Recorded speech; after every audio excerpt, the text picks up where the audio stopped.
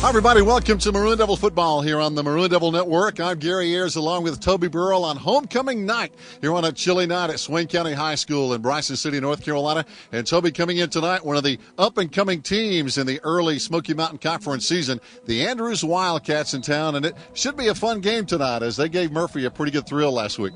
Well, they sure did. They played Murphy tough and had 2 interceptions there near the end that kept them from maybe coming out on top of their county rivals, and that would have been a huge win for Coach Ricketts and the Andrews team. That would have been huge coming into this game. But, you know, just playing well ought to be big enough for them to gain confidence coming into this, and it'll be interesting after the week of homecoming festivities to see how the Maroon Devils react coming out here on Friday night.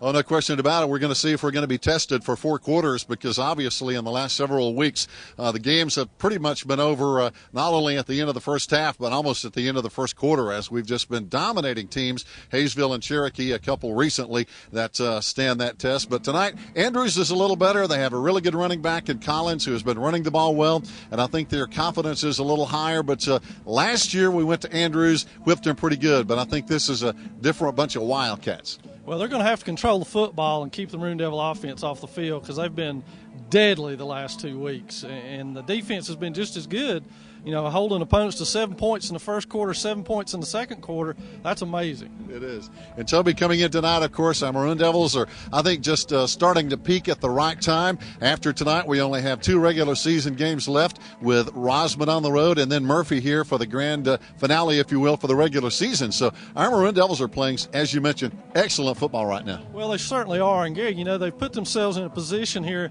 if they were to win out, to have one of the better records in the West, which could mean staying at home throughout, which would be a huge advantage, as we've seen in Albemarle over the years, is having to travel down there. It'd be nice for them to have to come this way once. We would love to see that and get a little revenge, if you will. Stay tuned. Opening kickoff for Homecoming 2011 coming up next right here on the Maroon Devil Network.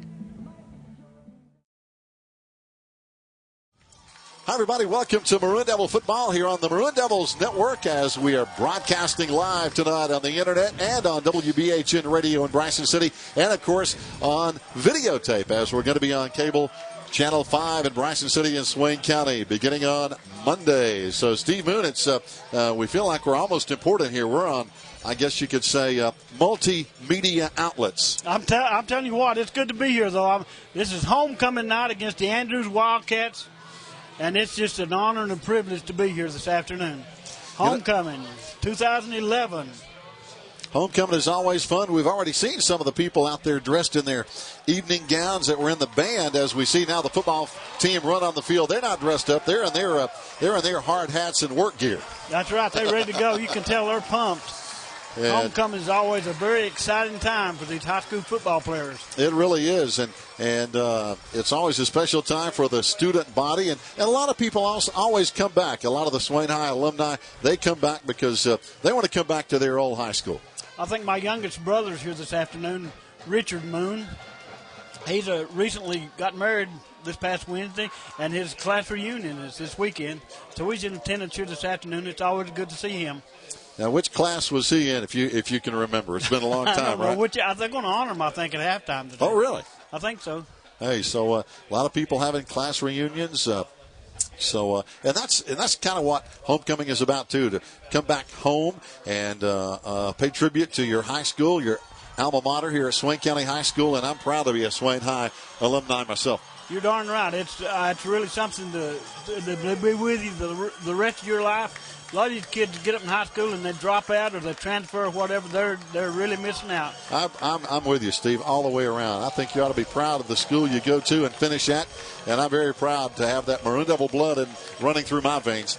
I'll always be a Maroon Devil booster and love them. I love them to death. I mean, the rest of my life. There's no doubt about it. You better believe it. We're just about getting ready to kick off. We're going to be returning the opening kick here, and Mr. Dangerous is back there, Matthew Manley, and his statistics are just eye-popping. All-purpose yardage this year, 942 yards. That's 118 yards a game that Matt Manley brings to the table. That's a lot. That's amazing. He's a special talent, no doubt about that. Frank Manley's son, the athletic director here at Swain High. Here we go. Kickoff is going to be taken by an up man at the 16-yard line. It's going to be Cody Rich. Back out across the 25-30, 35-40, and he's tripped up at the 40-yard line. It falls to the 43-yard line. So Great return by Cody Rich. And, Steve, we're starting to get spoiled with outstanding field position every Friday. We got it that time thanks to Cody Rich. They were definitely trying to avoid Matthew Manley on that kickoff.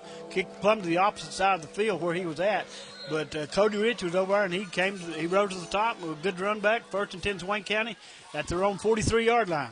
Here we go as the Maroon Devils are going to line up against an Andrews defense. The nose tackle is standing straight up. That's kind of odd looking, to be honest with you, as Colby Hyde is going to keep the football and gets 2 yards just across the 45-yard line. But how many times do you see a nose guard or a nose tackle stand up at the line of scrimmage?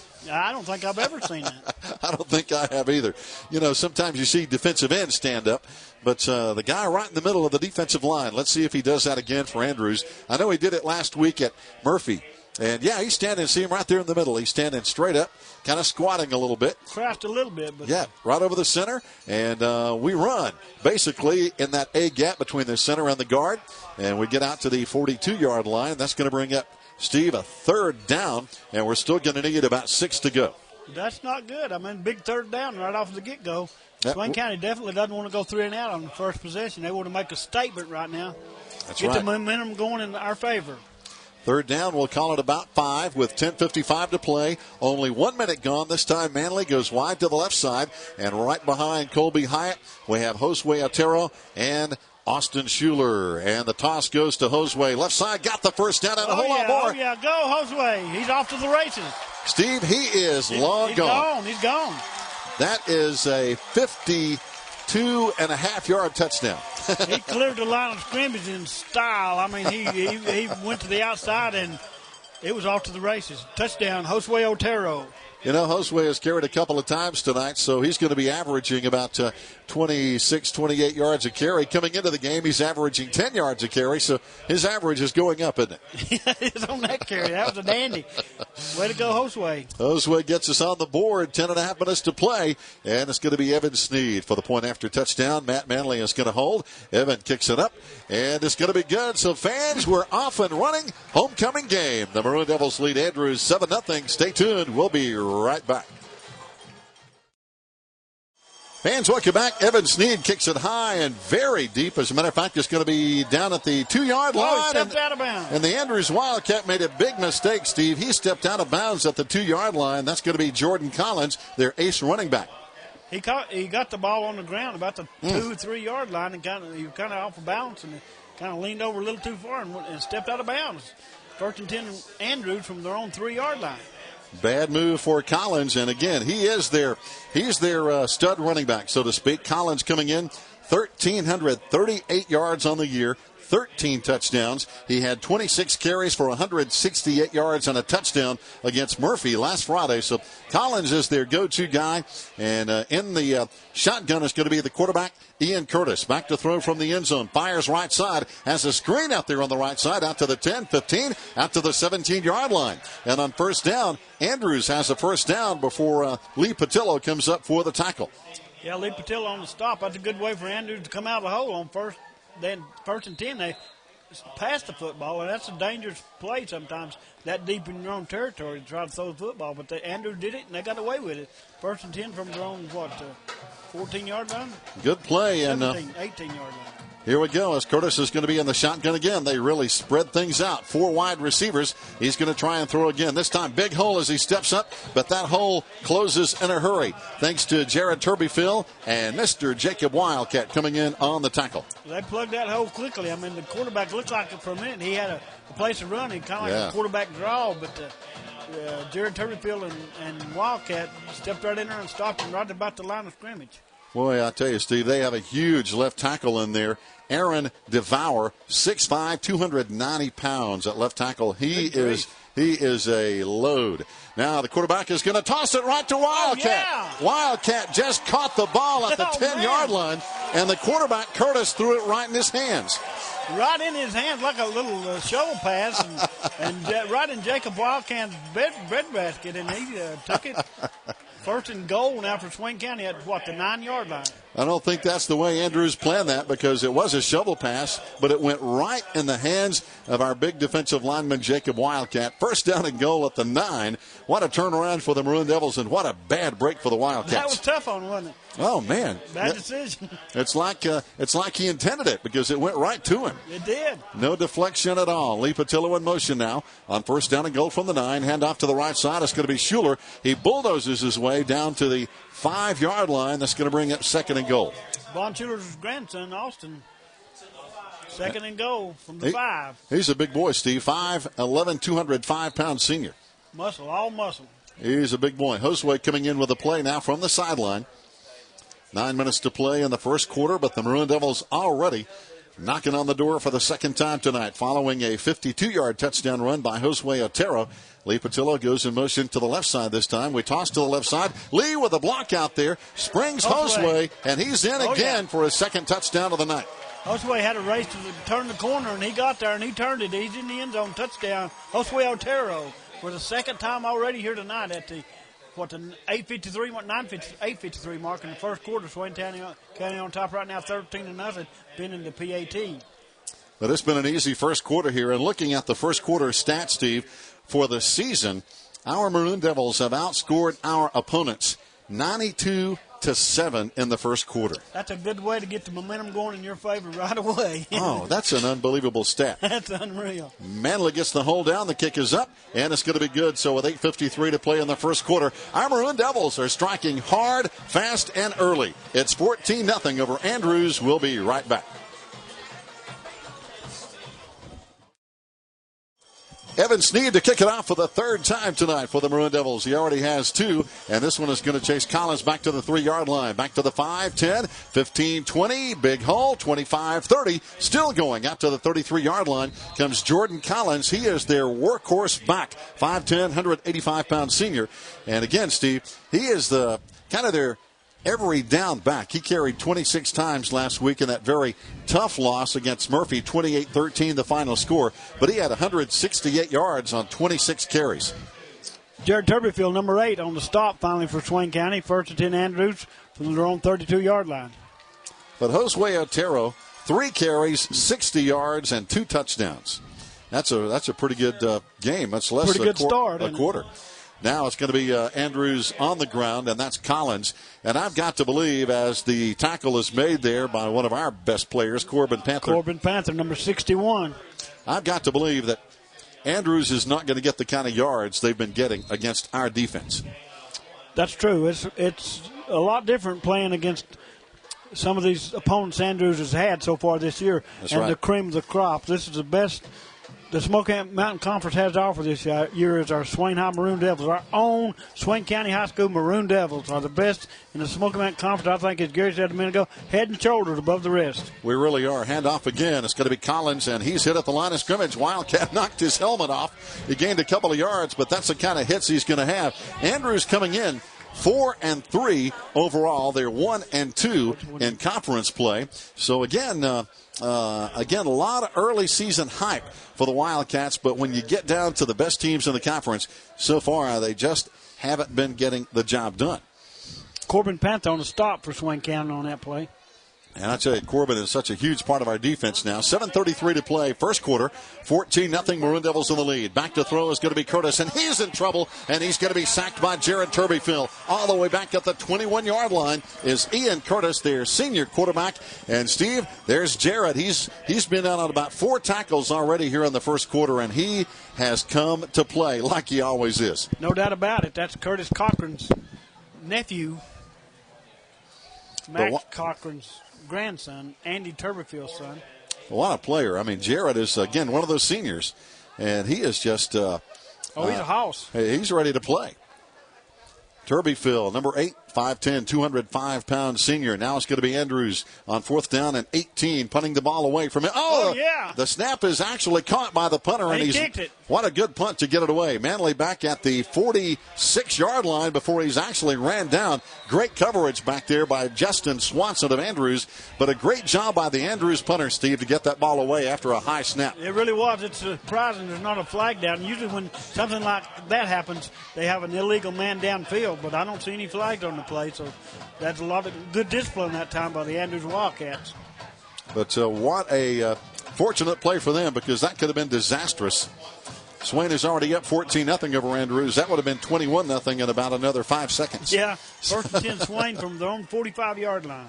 Now Jared Turbyfield coming on to join the offense, as our offense has really been rolling. Coming into the ball game, Swain outrushing its opponents this year, 2,114 yards to 717 yards on the season.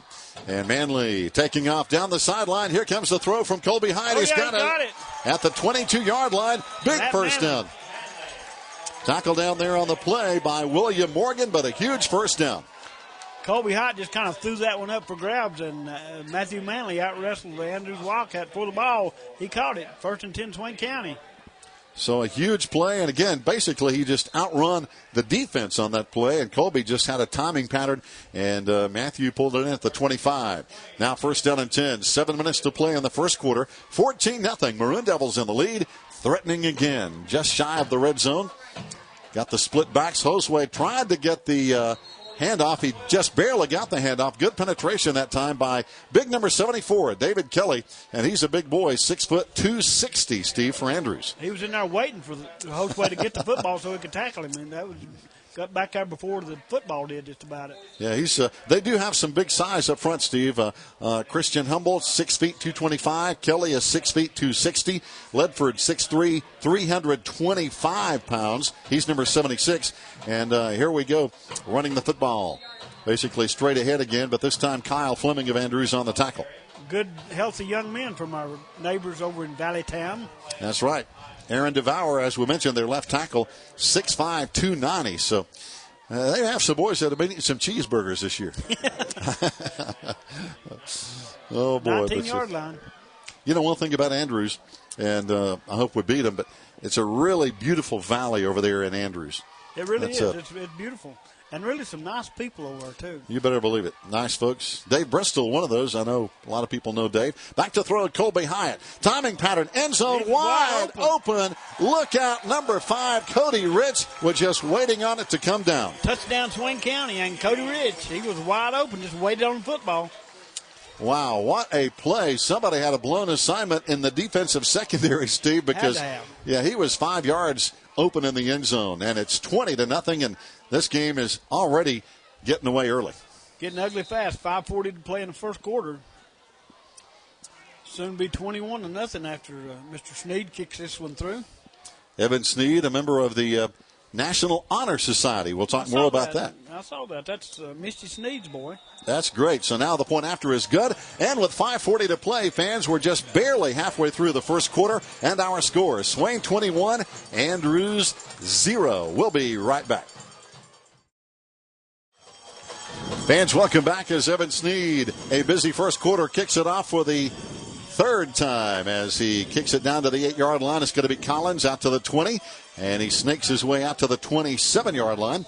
And again, Collins, an outstanding player as he brings Andrews some good field position here, Steve. But again, Collins, very quick, very strong back at 5'10", 185. And if we can contain Collins and keep their quarterback Ian Curtis, another senior, under wraps, and I think our defense will, we're going to win easily. Yeah, no doubt about it. It looks like we're already on our way to another easy win here tonight. Number 20, Austin Curtis, on the stop that time for Swain County.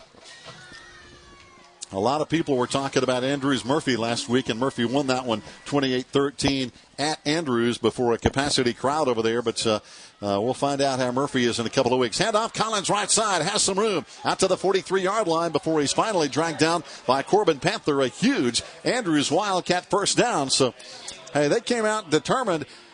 This game ain't over yet, is what they're trying to say. That's right. Collins turned on the speed. He's pretty good speed right there. He got to the outside, turned the corner, good gain on the play. 1st and 10 at the 45-yard line now for Andrews. And I really think Steve Collins is one of the better backs we'll see all year. But I just don't think they have the outstanding people around him to make him even better. He has to get so much of that on his own. That's true, exactly. It's a team sport, not a one-man show. But that's it. So now, and our defense is really good. Collins comes straight ahead again. lowers his head and just fights his way down to the 49-yard line to gain him 6 yards on the carry before he's finally brought down over there by C.J. Shepard and Drew Husky on the stop. They're good ball players. Both of them are excellent. Always hustling. Yeah, 30 and 31. 6-yard gain on first down, 2nd and 4 now.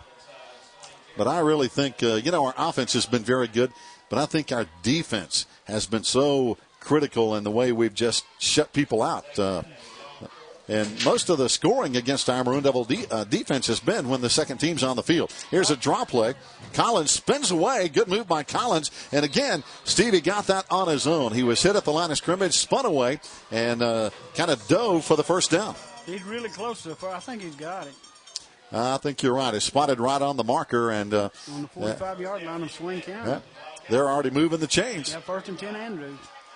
David Anthony said, let's move the chains, boys. Is that what David said? I think he's over there working tonight. He normally is on Friday anyway. Those guys need somebody to keep them straight, don't they? That's right. That's a tough bunch of guys. They're over there every Friday night. 1st down and 10 Andrews, 4 minutes to play in the first quarter. Our Maroon Devils all over them, though, 21-0. Collins again, and again, he just keeps coming like the Energizer Bunny. Play after play after play, but this time on the stop, we're going to have Peyton Parker. And Peyton Parker stood him up at the line of scrimmage. He Very did. little or no gain. Then Give him a couple of yards. Yeah, then CJ came in and finished him off. Some good kids on that defensive side of the ball, Steve. Now they look to the sideline. Now they spread it out. Going to be in the shotgun, 4 wide receivers. Collins, one of those over here on the left side against some zone coverage by the Maroon Devils secondary. Back to throw down the middle. Got his man. It's going to be complete down there to Eric Arege. And he's got the first down at the 29-yard line of Swain High. That quarterback zipped that ball in there on the line, and it was a good pitch and catch that time by the Andrews Wildcats. 1st and 10 Andrews at the Swain County, at the 29-yard line. Yeah. One thing about Ian Curtis, he is the first cousin of Seth Curtis, the outstanding quarterback for Murphy High School. Really? They are first cousins. First cousins. And they battled each other last Friday, and we're going to be seeing his cousin Seth here in 2 weeks when Murphy comes to town. Seth has really put up some numbers this year. Oh, yeah, he was basically named the 1A state preseason quarterback, if you will, by some of the polls. Here comes Collins again straight ahead. And dragging him down is going to be Sean Cipriano on the initial hit. But Collins again, he makes you fight. You have to wrap him up and drag him down. He's not going to fall. He's tough. He's a tough kid. We'll see how well he lasts. He's still in the first quarter. 2.5 minutes to play. That's it. How hard are they running in the fourth quarter? That's a sign of a great back. Now he lines up again right behind Curtis. Curtis going to throw this time. Looking. Here comes Wildcat after him. Ball is going to be thrown and caught. Penalty flag down. I think it's going to come back, Steve. We're probably going to see a holding call because that quarterback had a long time before Jacob Wildcat and Jared Turbyfield came in on him. And they definitely threw the flag in the area of offensive holding. You're right. The line judge was watching all that action. But it was complete down to the 25-yard line. And there's the holding call. It's coming back. And that's normally the call when the quarterback has that long. That means somebody's probably holding. Yeah. Against our defense anyway. Yeah. Especially against Jacob Wildcat because one-on-one, he's a hard man to stop. Well, we got a lot of guys up there that are really hard men to stop. Jacob and Turbyfield and number 61. Corbin Panther. Yeah, Corbin Panther. But Wildcat is so big at 6'4", 260. He's a physical specimen. He's a load, no doubt. Yeah. You better bring your lunch when you try to go one-on-one with him. He's already got an interception here this afternoon. Yeah. So here we go. Second down and a long way now for Andrews. They line up 3 on the right side wide. Curtis back to throw. Here comes pressure again. He rolls to the left side this time. Coming after him over there is going to be number 4 to lower his head. Sean Webb brings him down just inside the 36-yard line with 2 minutes to play here on the first quarter. It's a 21-0 Maroon Devil lead. He didn't get it all back, though, Steve. It's still going to bring up 3rd down and 16 for Andrews. Big 3rd and 16. What do you think? Think I'll go for it? I mean, they're down in 4-down territory. I think so. On the 35-yard line of Swain County. They're going to line up everybody wide right. 4 guys wide right. Curtis is going to be in the shotgun, and he's going to have to get the play going, down to 12 on the play clock. Now he lines them up. Maroon Devils are going to have 3 men rushing. Here they come. 3 men coming after him. Curtis rolling, looking, and it's going to be overthrown.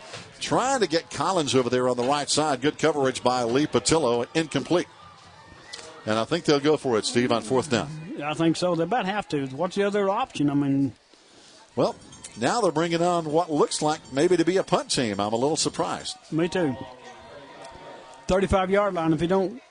If you can keep it out of the end zone, that'd be an accomplishment. Right.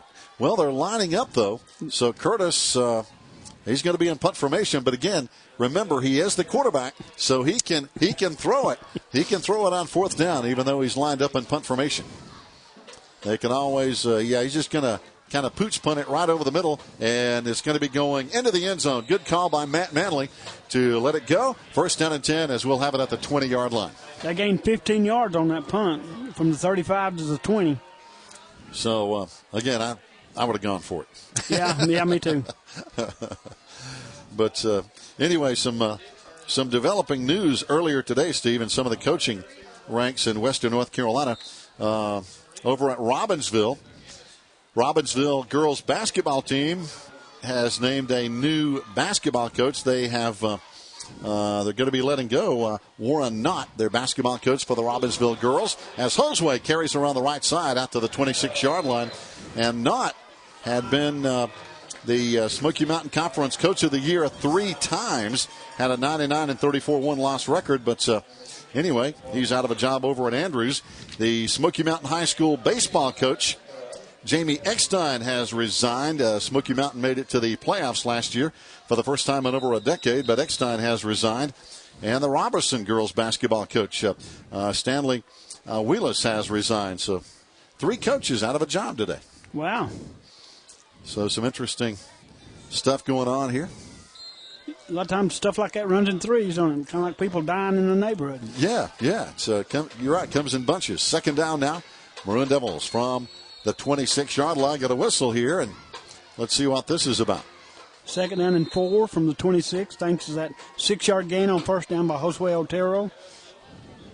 Well, the officials, I don't know what they did, but now they back out of the way, and I think we can snap the ball now. 2nd down, we need 4. Josue and Austin. Josue gets the call, pops left side, has the 1st down, out to the 32-yard line. Good run by Josue Otero. Just right up the middle. Yeah. Dylan Perrone, the tackle for Andrews. 26 seconds to play in the 1st quarter. So we're not going to quite get to 35 points this time in the 1st quarter. Just 21 so far. Hey, we'll take 21. I think this is a better Andrews team than we saw last year. But after they got the jitters out, they're playing pretty good right now. Yeah. They've had a few good moments. Colby Hyatt got a man wide open over there, and he's got it at the 38-yard line. That's Cody Rich. And that pass is complete, and that's going to be the end of the 1st quarter here from Swain County Memorial Stadium. Our score, Swain 21, Andrews nothing. Stay tuned. We'll be back with the 2nd quarter after this timeout. Fans, welcome back. We're ready to get the 2nd quarter underway as the officials blow the whistle. And it's a 21-0 Maroon Devil lead over Andrews. We have a 2nd down coming up. We need about 4 as Colby lines him up in the split backs. He's going to try to hand off, doesn't get the handoff, and he's in trouble and is going to lose a yard on the play as he just couldn't get it done. Coming in over there was Eric Arege for Andrews on the stop. I guess you have to call out a sack. I mean, he tried to make the handoff, but he had to pull it back and he couldn't get out of the backfield for a 1-yard loss. And when you lose yards as the quarterback, it's a sack. You're right, Steve. And Andrews trying to fight back from this 21-0 deficit. A hole they got in early. And they're trying to hang in there and keep their composure and make it work. So far, it isn't working. 3rd down. Colby back to throw. Looks to the right side. Manley is down there. Double coverage. It's going to be up, and it's going to be incomplete. There was some contact. Matt said he wanted a flag, but I think both guys were going for the ball. So basically a good no call on that play. Well, there wasn't a call, but like you said, both players were wanting a flag. Yeah. If anybody had a chance to catch it, it was the Andrews player because it definitely overthrew Matt Manley. Yeah. Both guys going for the ball. And 4th down coming up, 4th and 4. So now back to punt. It's going to be Evan Sneed. Evan kicks it high and deep. Back deep is going to be Ian Curtis. He's not even going to try to return this. Good coverage by Josue Otero and the Maroon Devil punt team. I tell you, Josue's in there on a lot of plays, Steve. It's going to be Andrews' ball now. He does a lot for this football team, no doubt about it. He's an integral part of it. And he's a dandy. And we found out that he and Austin Schuler might have to play a lot because our two second-team running backs, Garrett Lane and Blake Wright, are both not dressed. Apparently they're injured tonight, so they can't play. So those guys may get a real workout tonight. They may get all they want. That's right. So far, though, it's been a good first quarter running the football, especially for Josue Otero. 6 carries, 74 yards, and 2 touchdowns as Andrews has it 1st and 10 at the about the 18-yard line. They hand off to Collins again, and he's going to be corralled at the 25. A gain of 8 yards on the play before Jacob Wildcat gets a clamp on him, and also Corbin Panther and Lee Patillo. But a late flag comes in, 2 late flags. So penalty flags down. Of course, tonight is homecoming, and Steve, it's we've had really high wind all day, but it's kind of calmed down, and it's a beautiful night here tonight. Yeah, I brought a jacket. I even put on long pants. But it's a beautiful afternoon here at Swain High. It really is. Right now for the game, penalty is going to be against our Maroon Devils here, as they're going to mark off the 15-yard variety, not our favorite kind. Wow, out to the 41-yard line. That's a big one. Did they make a signal on what it was for? I didn't catch the call, to be honest with you. I didn't see that, but it's, that one hurts. Grabbing the face mask, the bad variety. Okay. Grabbing and hanging on. That's it. Grab the face mask, didn't turn loose quick enough. 15-yard penalty, 1st down Andrews at their 41. Back to throw, Curtis fires over the middle, a little too high, and boy, their receiver got popped on the play. Colin Gillespie, number 3, paid a little price on that one. Yeah, he got whacked. He went up, and before he got back to the ground, he got whacked. Good coverage back there by the secondary. C.J. Shepard, number 30 on coverage. Yeah, C.J.'s the guy that got him a little bit. Austin Curtis back there among those guys. Again, our defense has really been stout all year. In every aspect, they've really been good. You're right. Good pass coverage, good run coverage. Drops the ball. Quarterback dropped the ball. He picks it up, tries to scramble, has time, finds his way free. Now he's going to run and got 2 yards out of it before Lee Patillo and Jacob Wildcat force him out of bounds. Man, I know Jacob Wildcat had him in his sights that time when he was chasing him toward the sideline, and the quarterback he's trying to get some kind of positive yardage. He might have got a yard or two, a couple yards. Bring up 3rd and 8. Steve, if Jacob Wildcat was after me, I'd run. Yeah, makes you run a little faster, I guess. I mean, you could see it. He had him in his sights. He was going to put a licking on him. You better believe it. I would be turning on the jets. Because Wildcat's a big boy, and he doesn't hit you with those kid gloves. He hits you. 3rd down and 8, Wildcats now. 10:44 to play, second quarter. Curtis in the shotgun. Here comes pressure again, and Jared Turbyfield's got him. Lee Patillo coming in to help out. Wow. Jared just really put the hit on him. On a big 3rd and 8 play, Jared Turbyfield and Lee Patillo on a big sack for Swain County. That'll bring up 4th and about 15, looks like. What a play. Our defense giving Andrews fits, and they're a pretty good offense. Matter of fact, last week against Murphy, Andrews had 303 yards. Murphy had 325. So they are capable, but again, we're not Murphy. We're Swain High. 4th and 18 for Andrews. That's right, and proud of it. Swain High. They dropped the ball. I'll drop it again. Ian Curtis is the punter, and now he's got some room on the left side. We better get him. And he goes slid down. He slid a little bit, but I think Jared Turbyfield actually got a hand on him again, Steve. Yeah, and Austin Curtis coming in. Good hustle by the Swain High Maroon Devils. They'll turn over on down. Swain County has it 1st and 10 in Andrews territory at about the 39-yard line. So again, a bad snap causing the punter Ian Curtis trouble. And we get the ball in great shape here, Steve. 10 minutes to play, second quarter. We lead 21-0. And in the second quarter this year, we have outscored our opponents 89-7. Wow. First quarter, 92-7. Second quarter, we've outscored our opponents 89-7. What's the total for the first half? Hey, let me add that up in a second. Josue, toss left side, out to the 30, 25, still going. They tried to jersey tackle him and finally got him down. Late flag coming in on the play. And by the way, Steve, to answer your question, we have outscored our opponents 181-14 in the first half. That flag went against Swain County. I think it was a personal foul.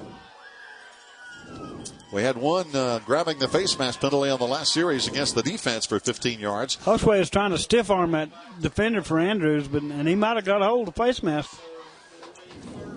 It's a holding call against our offense. So the ball will come back to the 30. So apparently they're going to call it from the spot of the foul, Steve, because now it's a first down and 1. First down and 1. How did they come up with that? I don't know. That's got to be from the spot of the foul, the only way I can figure. Josue, round the right side, turns the corner, gets the first down, out to the 30, about the 26-yard line is Josue Otero. Josue is trying to get up after that tackle. Andrews players kind of pushed him back down. Playfully, I guess. Yep. Josue's not the biggest guy on the field, as he is about 5'6", 150 pounds, but he has some quick feet. No doubt he's one of the toughest guys out there, though. Yeah, pound for pound, he is incredibly tough. And he is not afraid to lower his head and run into anybody on the field. Yeah, he's not. He really is not. First and 10, Swain County. 9:16 to play in the second quarter. We lead Andrews 21-0. Got Manley in motion. Colby Hyatt hands off. It's going to be Josue right side. They tried to tackle him twice. He's still going. Spun away. Finally gets out to the 24-yard line. Got a couple of yards, but he ran about a half a mile as he spun and turned and finally made it. Tried to get to the outside, but couldn't quite make it. They grabbed him by the back of his shirt and kind of spun him around a couple of times, but he went with the flow and got positive yardage, but not much. And that's one great thing about Josue Otero, Steve. He has great balance, because how many times have we seen him get hit or his jersey get pulled and he spins away and keeps going? He's tough. Second down and 8 now for Swain County. Great balance, kind of like a Barry Sanders, if you will, from the old NFL days. Second down now. And the handoff again. Josue dives forward to the 19-yard line. That's going to bring up a third down and about 3 with 8:25 to play in the half. Man, that concession stand smells good right now, don't it? I mean, my goodness, that makes your mouth water just smelling that stuff. Got the hamburgers going, huh? Mm-mm-mm. Now, you had a couple of hot dogs. Were they pretty good? They were really good. Hey. Chili and mustard on them, they were really good. Oh, man. Now you're making me hungry. So. I offered you one of them. You said no. You'd already eaten. Hey, if I had one, I'd want about 3 more. Yeah. Lee Patillo in motion. Handoff is going to be Austin Schuler right side. Got an Andrews Wildcat helmet rolling around on the field. But Austin has the first down and 10 for the Maroon Devils. Ball down about, the 16-yard line? Yep. First down, and let's see. The official's going to stop the clock a minute. It is first down while they move the chain. And that's what we like to hear from Bob Thomas. First and 10. That's beautiful music, isn't it? Maroon Devils. Yeah. He does such a good job with that. That's right. That's a fine man right there, Bob Thomas. You better believe it. One of a kind. I hope he says it a lot when we play Murphy in 2 weeks. Yeah, me too.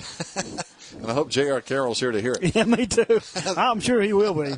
He's their PA guy, and we have to listen to that first and 10 Bulldog stuff. That's sickening. So we want turn your stomach, going it? That's right. Make you sick. He's a good guy, though. J.R. Carroll is. He is. Handoff left side. Going to be Josue. Pops out again. He's still going. Man. They blow the whistle, and he's still going. Come on, ref. They blew the whistle. That's an early whistle. He scored, and they said his forward momentum stopped, and I've got to disagree with that because he was still fighting. Yeah, he was. He wasn't stopped. They were through. Those big guys for Andrews kind of jostling him back and forth, and Josue kept digging and digging.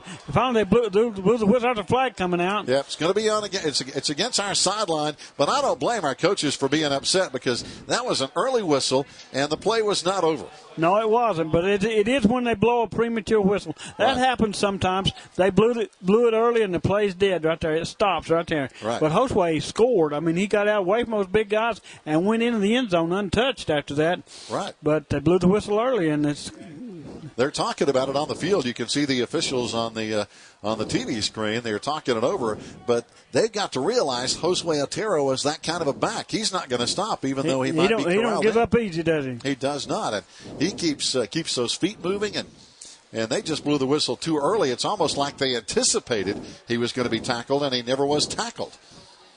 Referee telling Swain County to get back. Where's Paul Crawley when you need him? Yeah, I think they're going to do a sideline warning. I think that's kind of a makeup call because they realized, hey, we blew the whistle, and that was wrong, so we're going to let you off with that.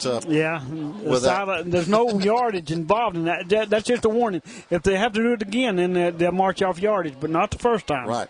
And I think they were going to call an unsportsmanlike on our bench. I think so, too. But, if I were our coaches, I'd be mad, too. Here we go. Second down now from about the 11-yard line. Second down, we need about 6. And he hands off to Austin Schuler. He's in the end zone. Look at him go. Austin in the end zone. Touchdown, Swain County, and Austin Schuler. That one didn't take long. Austin banged it right into the end zone from about 11, 12 yards away with 7:23 to go. So Austin Schuler has our fourth touchdown of the night here. 27-0, pending the Evan Sneed point after touchdown. So what a job. 4 touchdowns in the first half, and Evan Sneed has been perfect with 3 conversions tonight. He is really a good kicker, you know. He really is. He's a soccer player also. All-conference player. Kick is up, and the kick is good again by Evan Sneed. It's now 28-0. Maroon Devils all over Andrews with 7:23 to play in the second quarter. Fans, stay tuned. We'll be right back. Evan Sneed, one of the busiest guys on the football team tonight, Steve. He has already kicked off 4 times and kicked 4 extra points. And here he goes again in the second quarter, 7:23 to play. Evan kicks it long and deep. Collins all the way back to the 1-yard line. Back out to the 5, 10, 15. Cuts to the left side. Still dancing out across the 25 is Collins about the 24. And that's where he'll be stopped for a first down and 10. Jared Turbyfield on the stop for Swain County. Man, he's been out on a lot of tackles tonight. He's quite a player. He is. Too bad he's a senior. We'd like to have him back for a couple more years. 22 seniors. Reckon he's not been redshirted? Yeah, we need a high school red shirt. Yeah. You know? So they ought to make JV football basically the red shirt season so they can have 4 years of eligibility left. Yeah. They're anxious to get in college, a lot of them are. Oh, yeah. First down and 10, Wildcats. Curtis in the shotgun, got a man in motion. Twins on the right side. Collins behind him. It turns off and hands to Collins. Collins out across the 29 to the 30. It's going to be a gain of 5. 2nd and 5 on the way. It was good to see Jason Boston came up to the press box before the game. He was a member of that 2004 undefeated state championship Swainheim Maroon Devil team. He was a great part of that. That was a great team. I think really probably the best team we've ever had here at Swainheim. But old Jason's looking good. He's in the Army now. He came in for the weekend for a Christmas. Christmas on the walk to Emmaus. So it's really good to see Jason. He's really a good guy. Number 1. Hey, Jason Boston is. He is an outstanding guy. Always has been. And there's a handoff to Collins, and he is stopped in the backfield for a loss. Turbyfield. Yep, Panther and Wildcat and Turbyfield said, no way, Jose, and he's down. But he didn't have much chance, did he? You know, Jason's got good parents, too, though. Yeah, Lee and Deanna, I mean, they're just outstanding people. Good folks. And we have so many kids, and I know Jason understands, but I think a lot of times teenagers don't realize just how blessed they are to have great parents. I know Jason's old enough to know that, but a lot of these young kids sometimes don't realize how good their parents are. They take it for granted, don't they? They really do.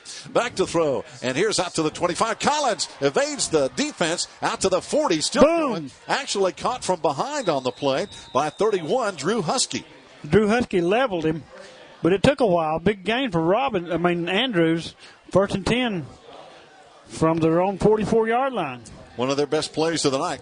Talking about plays so far tonight, Steve, yardage, it seems a lot closer than the scoreboard. Our Swainheim Maroon Devils have 20 plays, 159 yards. Andrews, 22 plays, 97 yards. But the scoreboard, not even close. 28-0, Swain County. Yeah, that's the main stat, isn't it? That's all when it counts. That's the main stat. Here comes the handoff. Curtis Oh, he fakes it. He still himself. got it. And Corbin Panther was not fooled at all. He stayed at home and got him over there along with Drew Husky. It's like that quarterback was saying, "Oh no, why did I keep his ball?" He was confused. He didn't know which way to go after he kept it. Yeah, he said. And Corbin Panther showed him which way he was going. He was going down. Yeah, he was trying to find somebody to give it to, wasn't he? Yeah. Kind of like that hot potato. Who do I toss it to here? Yeah, if you got Corbin Panther and Jared Turbyfield and Jacob Wildcat after you, you're in a lot of trouble. You're in trouble. That's right. Now Collins looks over to the sideline along with his quarterback. He lost 5 yards. Second down and 15 now for Andrews. Great defensive surge by the Maroon Devils. 4 guys up front this time. Here comes Panther around the left side. Gets through, fires up the middle. Quarterback has it complete to Collins. Nice play at the 49-yard line. That was a good catch. It was. Collins, a good receiver. That was very good. The ball was low. He barely scooped it off the turf. Pretty good game, but not a first down. But I tell you, Steve, Andrews better do something this year because the future is not as rosy. They have 17 seniors on this team, but only 7 juniors and only 7 sophomores coming up for the Wildcats. Looks bad, don't it? Yeah, they don't have. Now, we have 22 seniors, which is really, really top-heavy, if you will. We're very fortunate. But we have 17 juniors and 10 sophomores coming up behind them. So we're going to be good next year, too. I think so. 3rd and 6 for Andrews. Got people moving. No flag is thrown. Curtis trying to run away from Panther, and he throws it in the dirt. He can't find anybody to throw it to, and Panther was after him all the way. Also after him back there was Sean Cipriano. He threw that one away. He did. Just to avoid a loss on the play, and now it's 4th down anyway, so they're going to have to punt it away with 3:53 to play here in the second quarter. So here comes the punt team on as our Maroon Devils will get it back. We lead 28-0. Now remember, their quarterback, Curtis, is also the guy that punts. So ball on the Andrews 48-yard line. 4th down and 6. And they're using some time here, taking their time to get the punt set up. And as we know, they've had 2 bad snaps on punts that have almost cost them. That's right. Let's see if they can get it snapped. This one is a good snap. And angling toward the sideline is the punt. And obviously Curtis has seen some film on Matthew Manley because Matthew has not had much return yards tonight. Ball went out of bounds about the 30-yard line, 1st and 10 Swain County. He was definitely keeping that ball away from Matthew Manley, no doubt about it, trying to avoid that. Matthew is a dangerous weapon. He really is. On his punt returns this year, he has averaged 16.5 yards and 2 touchdowns on punt returns. Net gain of about 22 yards on that punt. So now Colby Hyatt lines them up. Lee Patillo in motion to the right side where we have 2 wide receivers out there on 1st down and 10. And the handoff goes to the right side. Josue. No, check that. Austin Schuler on the carry. And remember, as we can see, some of the guys have pink socks and pink shoelaces. It is still Breast Cancer Awareness Month. There we go. I'll tell you, Joe Holt can zoom right in on pink socks. Look at that. Pink socks out there. That's nice. That's kind of cool. Breast Cancer Awareness. That means a lot. It does.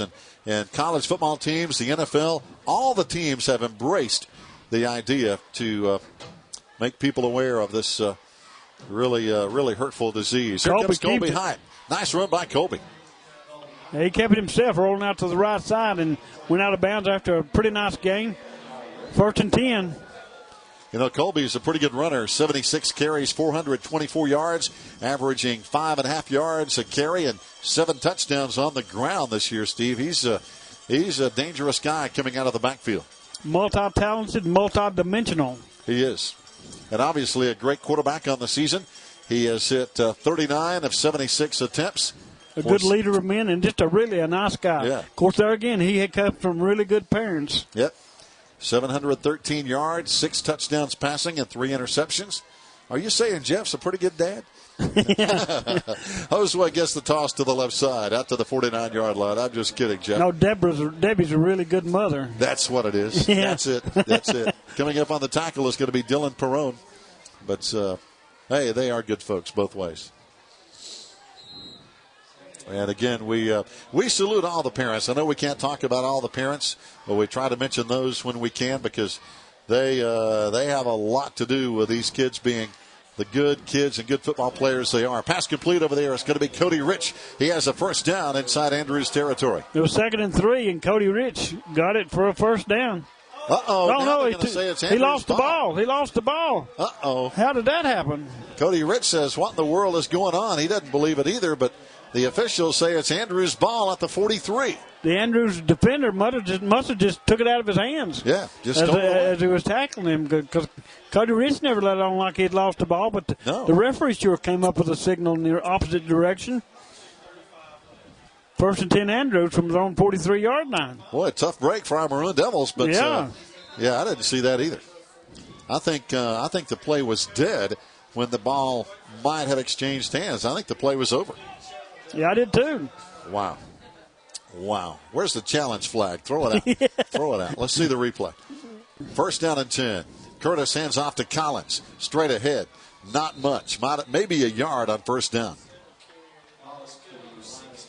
Well, there's 60 and 61. Peyton Parker, Corbin Panther. And, a lot of times tonight, Steve, we're seeing multiple guys around the football on defense, and that's good. Yeah, that's really good. Gang tackling, and that's an integral part of a winning football team. 2:10 to play in the first half. 2nd and 9 for Andrews. And that's just another reason we have outscored our opponents 181-14 in the first half. Great defense. Under 2 minutes now. Andrews trying to just run out the clock. Back to throw is Curtis again. Here comes the blitz. Panther after it. Penalty flag down. Going to see a holding call. Turbyfield hit him. He throws it complete, but it's going to come back because there's obviously a hold on the play against Andrews. Pass complete right at the 1st down marker, but Gary said, it's obviously a holding call against the Andrews Wildcats. Because they had guys trying to keep Turbyfield and Panther off their quarterback, and they flushed him out of the pocket, and we're going to see a holding call. So, nice. In all likelihood, we are. We'll see right now in a minute. Yeah, there you go. Holding against Andrews. Because if they hadn't held him, there would have been What was that called? That was something. He punched the side of his head and pointed against Swain. That was offsetting penalties. Well, that's a hit to the head, leading with the helmet. That was called against Swain. So offsetting penalties. So you're right, Steve. Offsetting. 2nd down and still 9. Yet you cannot lead with the helmet, especially when you're hitting high. You might hurt somebody else. You might hurt yourself when you do that.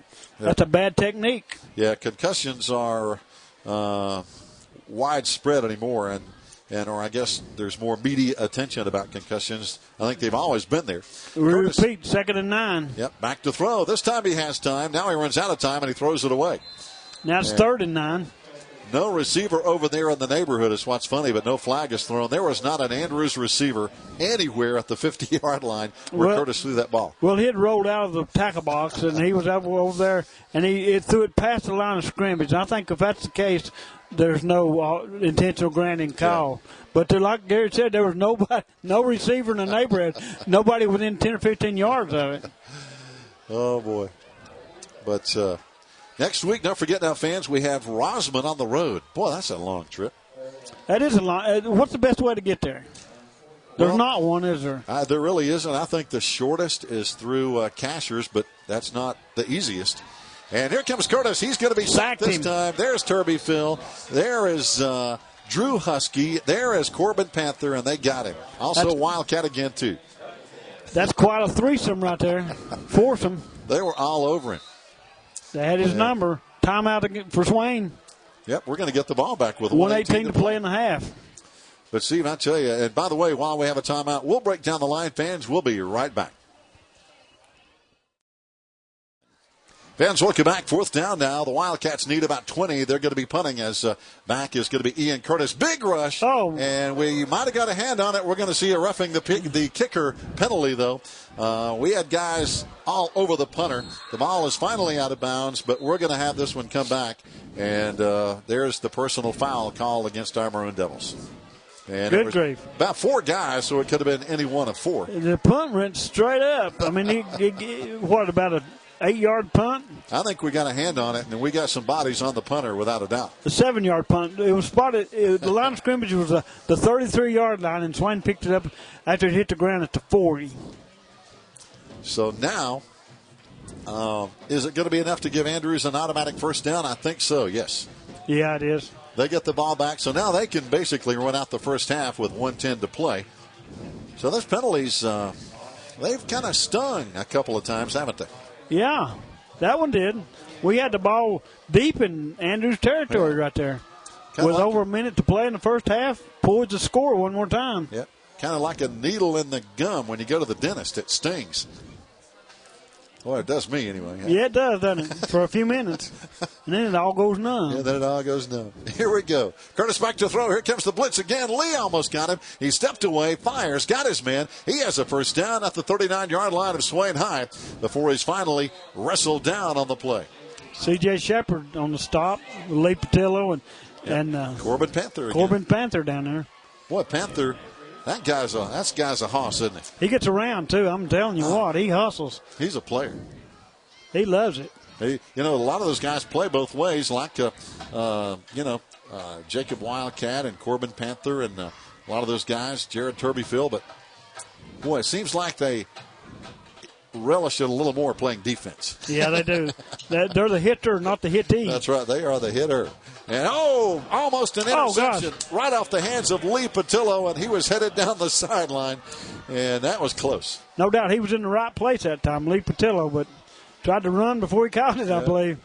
He was almost another Jacob Wildcat, as we saw Wildcat get one thrown right in his hands early in the ball game.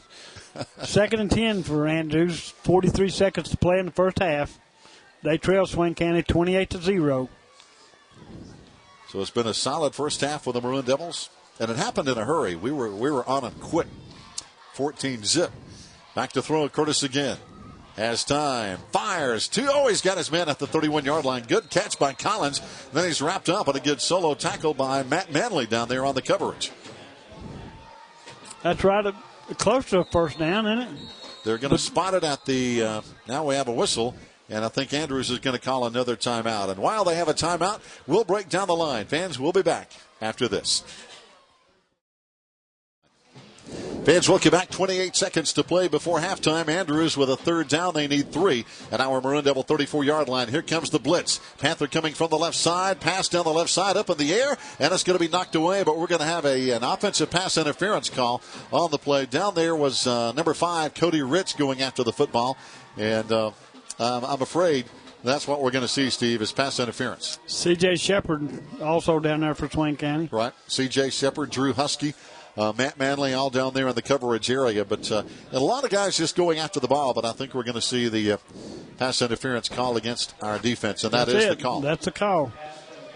Is that 10 yards from the line of scrimmage, or is that from the point of the foul? I think it is from the line of scrimmage. He's going down. No, you're right. I think they're going to mark it off from about the 31. And so they should spot it about the 20. Oh, this is 15 yards. Down to the 16-yard line. 16-yard line, Steve. First down and 10, but only 23 seconds left. And let's see. According to the clock, Andrews still has 2 timeouts left. So time shouldn't be a factor. I mean, we need to stop this team. That's it. They're going to have several shots at it in the end zone. Right. They probably have time for 3, maybe even 4 more plays. And the officials are still talking things over. We can see over in the end zone, we have all the people all dressed up in their evening gowns and their tuxedos. It's homecoming. As Joe gets the camera angle over there. And there we go. See all those nice-looking folks over there with all the really good-looking outfits on, the tuxedos and the evening gowns. And that's a nice-looking group, isn't it? They're beautiful. I mean, every one of them. Really nice. Really handsome nice. Young men. Yeah. And beautiful ladies. And you know, it's not cheap to rent one of those dresses or a tuxedo. Tell me about it. Tell me about it. I never did get to rent any dresses. We always had to buy the suckers. And you only get to wear them one time. Wow. One time. There's no way they're going to wear that dress twice. You're right. You're right. And they're expensive. They're like $400 or $500 a piece. You're right. They are not cheap. Well, now the officials are still talking, and now they're going to come over and talk to the coaches, looks like. And, well, let's see if we can get some playing done here. 22.8 seconds. Officials still in the way. Still not letting us play. Now they're backing off. I think they're going to let them line up and go. Well, no, now they blow the whistle, and Andrews calls another timeout. My goodness. So we'll take a break as well. Timeout by Andrews. Fans, will be right back. Fans, welcome back to Swain County Memorial Stadium now. Back to live action. The snap is going to be fumbled by the quarterback. He throws. It's going to be complete. But there is Lee Patillo to put the tackle on Jordan Collins. And I think we might have had a flag back in the backfield. We do. And it may be roughing the quarterback. You think so? It's either that or another holding call. 16.7 seconds. The clock is stopped. It's a personal foul roughing the passer. Yeah, that's what I was afraid of. He dropped. I didn't think he dropped the football. He dropped the snap. Yeah, but then he got back up and threw it complete to Collins, and he got hammered. He got clobbered. Wildcat was after him. Also back there, let's see who else. Peyton Parker was in there. That'll be half the distance of the goal. Yeah, we were after him. Down inside the 10. 16 seconds to play and a half. And according to the clock, Andrews has one timeout. I didn't think they had any left, but according to the clock, they have one. Curtis rolling to the left side, gets the snap. Here comes Wildcat after him again. He fires. It's going to be incomplete on the sideline. Good coverage over there by the Maroon Devils secondary. Over there was Drew Husky. Good coverage. Good coverage. Good hustle by Drew Husky. 11 seconds to play. Second down and 9. So now, Steve, second down and 9. And second and goal, actually, from the 9. Yeah. Good to get a play in without a penalty. That is hard, isn't it? These referees are flag happy here tonight. They are. And whistle happy. Yeah. Put that whistle in your pocket. Give us a break. That's it. Let's play football. Okay, now Andrews looking to the sideline and getting the call from head coach Dane Rickett. And Curtis is going to be in the shotgun. Collins right behind him. He tried to hand off, but Collins overrun the handoff, and now he just has to throw it away, and that's an intentional grounding. No doubt about it. He was in the sights. Coming after him was big Corbin Panther. He put the helmet on him, but that's intentional grounding by Curtis, the quarterback. And he's done that a couple of times, but this time he was still in the tackle box. He was. He didn't get to roll out. He didn't get back to the line of scrimmage either. Yeah, Corbin Panther would not let him get away. Yeah, he was dead in his sights. Our defense is fun to watch, fans. If you haven't been out to a game this year, I know you can watch it on TV now with the internet and everything, but this defense is fun to watch. They're good. They're outstanding. 6 seconds to play. That's a loss of down, so they'll make it third and goal from the 24-yard line. Yeah, third and goal. They can't even get a first down. So basically, they pretty much have to throw it for the end zone. It's now or never. This could very well be the last play of the first half. Yes. They got to put probably 4 wide receivers out there, and now we're going to have another timeout. So Andrews did have one left. So fans will break as well. Timeout down the line. 28-0 Swain. We'll be right back. Boy, Steve, I heard JB talking about Neighbors Drive-In. Makes me hungry all over again. That's a great place to eat. Great people up there, too. It really is. Now, the referees are still blowing their whistle. Now, referees, get out of the way. Let us play. We got 6 seconds to play, so just stand down. That's it. Stand down. 6 seconds. Here we go. Curtis back to throw. Over the middle. Pass is too high. Incomplete. Stopping the clock. 2.4 seconds. They have one more play, Steve. Fourth down with 2.4 seconds before halftime. Fourth down and goal from the 24-yard line. This is going to do it. One more play. Yeah. Wonder how long it'll take to get that one off. Well, if the referees will move out of the way, we can run a play here. Or Andrews can run a play, I should say. They look to the sideline, get the signal in from their coach. They don't have any more timeouts. No, they are out of timeouts. They got to run a play. And the play clock down to 12 seconds. Still time, but now they come back. They're in the shotgun. They look a little confused, don't they? They do. 5 seconds. They better hurry. Play clock running down. Going to be charged with delay of game. Here comes the snap. Here comes the blitz. He just rears back and throws it, and it's going to be intercepted. Down there on the pick is going to be C.J. Shepard. Shepard back out to the 25-30. Oh, my. Go, C.J. He's going to take it all the way. He is. He's going to go all the way back to the 30-20-10. Give him 6. C.J. Shepard all the way back. All the way. There's no flag. I was looking back up the field, and on the final play of the first half, C.J. Shepard caught it at the 5-yard line and brings it back about 95 yards. I bet Andrews wishes that just took a knee now, don't they? And the quarterback did. He just threw it up for grabs. He was not really aiming for anybody. No, he wasn't. No, he wasn't. He just, like you said, threw it up for grabs, and C.J. Shepard came down with it. He did some good open field running, finally broke it into the clear, and it was off to the races. That play was, 2 seconds to play when that one was snapped? Yeah, 2.4 seconds, and he brought it all the way back. 34-0, pending Mr. Snead's PAT.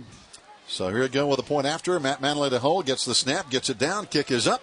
And it's going to be good, and that's the good way. The Maroon Devils end halftime, going to the locker room with a 35-0 lead on homecoming night over the Andrews Wildcats. Fans, stay tuned. We have a lot more coming up. Stay right here on the Maroon Devils Network. 2011 homecoming court, Swain County High School. Freshman representative, Miss Kayla Johnson, daughter of Anita Lossey and Randy Johnson. Kayla resides in the Yellow Hill community of Cherokee. Her community activities include 4-H. She assists in the fourth Sunday dinner at the Bryson City Presbyterian Church. She's active in Cherokee Youth Council. Kayla attends the Grove Church. Her school activities include soccer, track, band, talent search, swing dancing, and interact club. Her future plans include finishing high school at the top of her class and attending Princeton University to pursue a degree in chemical engineering. Kayla is escorted by junior Michael Major. Michael is the son of John and Patty Major. He resides in the Governor's Island community. Ladies and gentlemen, freshman representative, Ms. Kayla Johnson, escorted by Michael Major.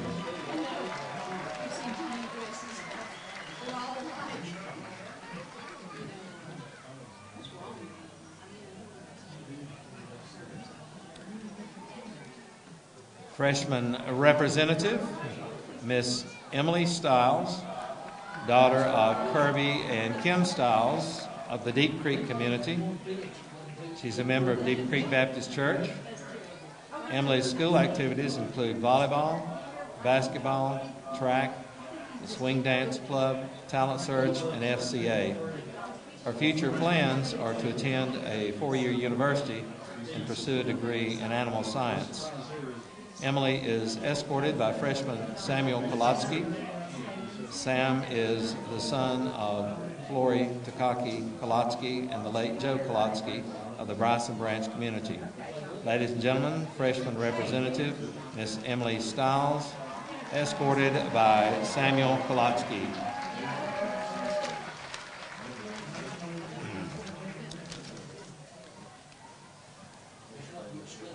Sophomore representative, Miss Amber Freeman, daughter of Lawrence and Crystal Freeman of the Alarka community. She's employed by the Great Smoky Mountains Railroad during special events. These events include Thomas the Train, Charlie Brown Pumpkin Patch, and the Polar Express. Amber attends the Bryson City Church of God. Her school activities include swing dancing and Walk a Mile Club. She enjoys attending school functions, including athletic events and dances. Amber plans to attend the University of Florida to become a dental hygienist. Her ultimate dream is to travel around the world. Amber is escorted by sophomore Dylan Brady. Dylan is the son of Missy Payne and Rick Eisen. He resides in the Birdtown community. Sophomore representative, Miss Amber Freeman, escorted by Dylan Brady. Toby is at Pappas, P-A-P-P-A-S. Sophomore representative, Ms. Nicole Pappas, daughter of Nancy Pappas of the Alderman community. Her community activities include the sorghum making demo at the Mountain Life Festival of the Great Smoky Mountains National Park. Nicole attends the Grove Church. She volunteers at Paul's Animal Shelter. She helps out with this year's Hall of Fame dinner. And she also assists in the fourth Sunday dinner at Presbyterian Church. Nicole is a New Century Scholar and a member of the Walk a Mile Club. She's a recent member of FFA. She plans to attend the University of Tennessee to pursue a degree in law enforcement or criminal justice. Nicole is escorted by junior Nick Coggins. Nick is the son of Shane Coggins and Cindy Arch. He resides in Whittier. Sophomore representative, Ms. Nicole Pappas, escorted by Nick Coggins.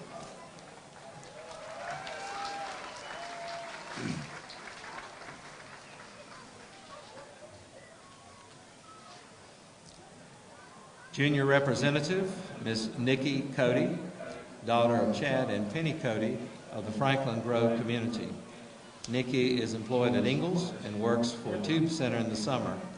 Her school activities include basketball, softball. She's also a member of Talent Search here at Swain High. After high school, Nikki plans to study to be a dental hygienist or a registered nurse. Nikki is escorted by junior Dylan Rose. Dylan is the son of Albert Rose and Bree Anthony. He resides in the Birdtown community. Junior Representative, Ms. Nikki Cody, escorted by junior Dylan Rose.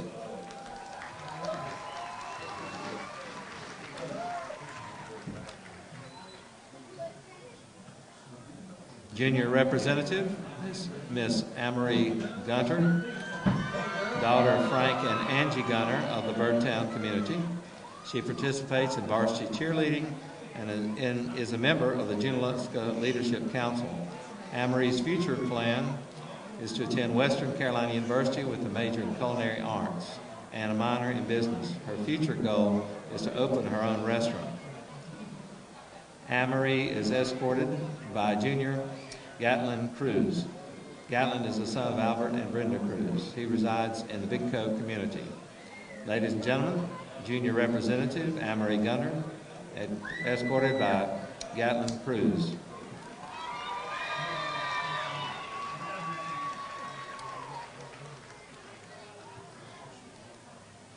Junior Representative, Miss Carissa Jackson. Carissa is the daughter of Elizabeth and Jack Jackson. She is a Relay for Life participant. Her school activities include Talent Search. She's also a member of the yearbook staff. Carissa plans to attend a 4-year college. She's escorted by junior River Gunter. River is the son of Frank and Angie Gunter. He resides in the Birdtown community. Ladies and gentlemen, Junior Representative Miss Carissa Jackson, escorted by River Gunter.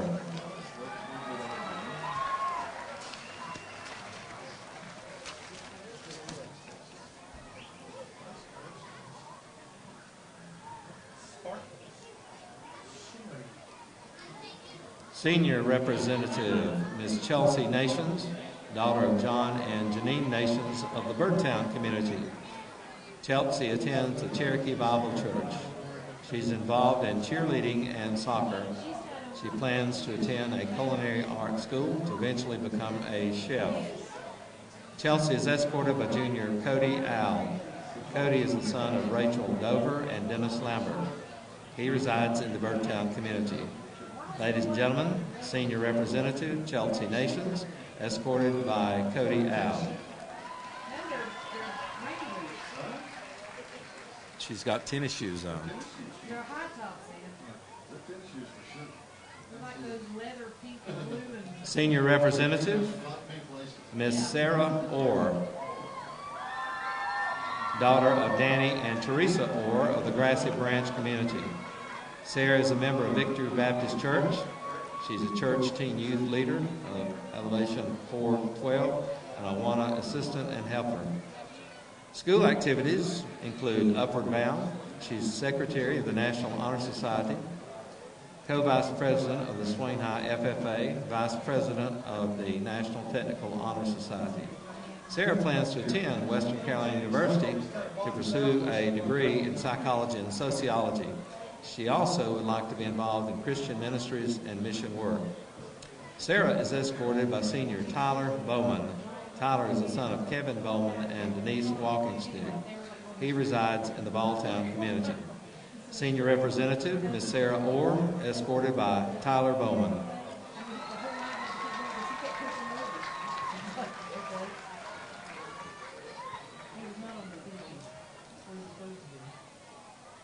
Senior Representative Ms. Mary Shell, daughter of Peter and Carol Shell of the Alarka community.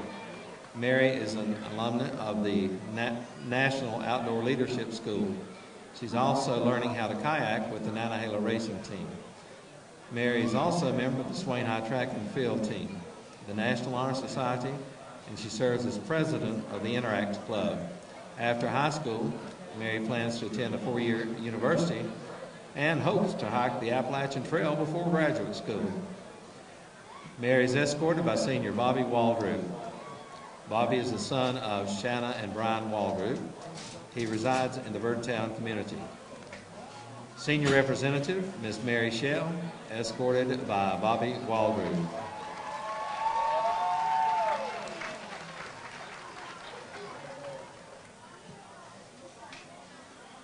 Senior representative, Miss Marley Simmons, daughter of Vera and Martin Visser of Bryson City. Marley is an agency-signed model with Scout Model Management.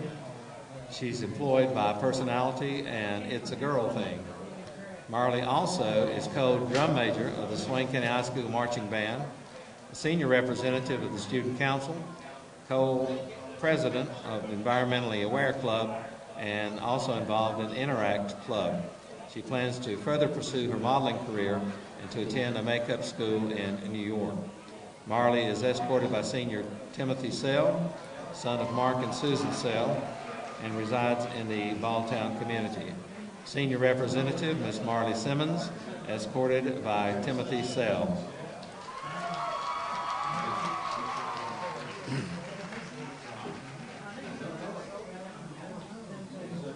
Senior representative, Ms. Dixie Walker. Dixie is the daughter of James W. Walker Jr. and Dawn Walker and Mary Jane Fox. She resides in the Buckner's Branch community. Dixie participates in the Swain High Marching Band, the Arts and Mural Club, and New Century Scholars. She helped paint the mural on the side of the Stolzfus Bakery. Dixie plans to travel and go to college. She is escorted by senior James Manus. James is the son of Jim Manus and Sandra Manus. He resides in the Toothala community. Senior representative Dixie Walker, escorted by James Manus.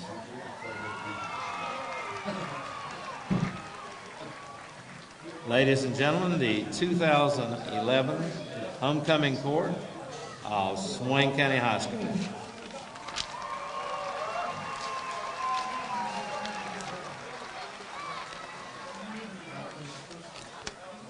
And now, Principal Mike Treadway, along with Student Council Advisor Bill Reynolds, and last year's homecoming queen, Miss Holly Menteith, will participate in this most important aspect of the homecoming court. The 2011 Maid of Honor at Swain County High School is Miss Carissa Jackson, escorted by junior River Gunter.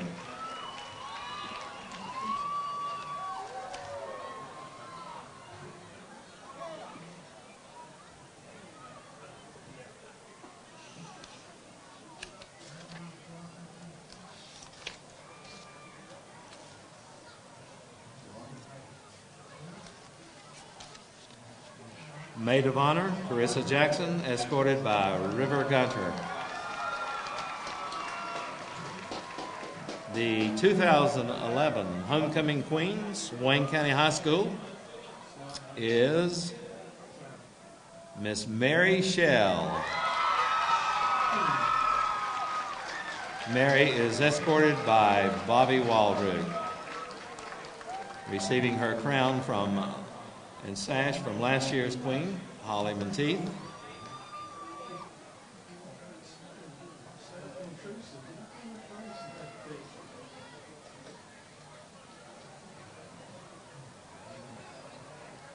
And her roses from Principal Mike Treadway. Ladies and gentlemen, the 2011 homecoming queen, Mary Shell, Maid of Honor, Carissa Jackson, and the entire homecoming court.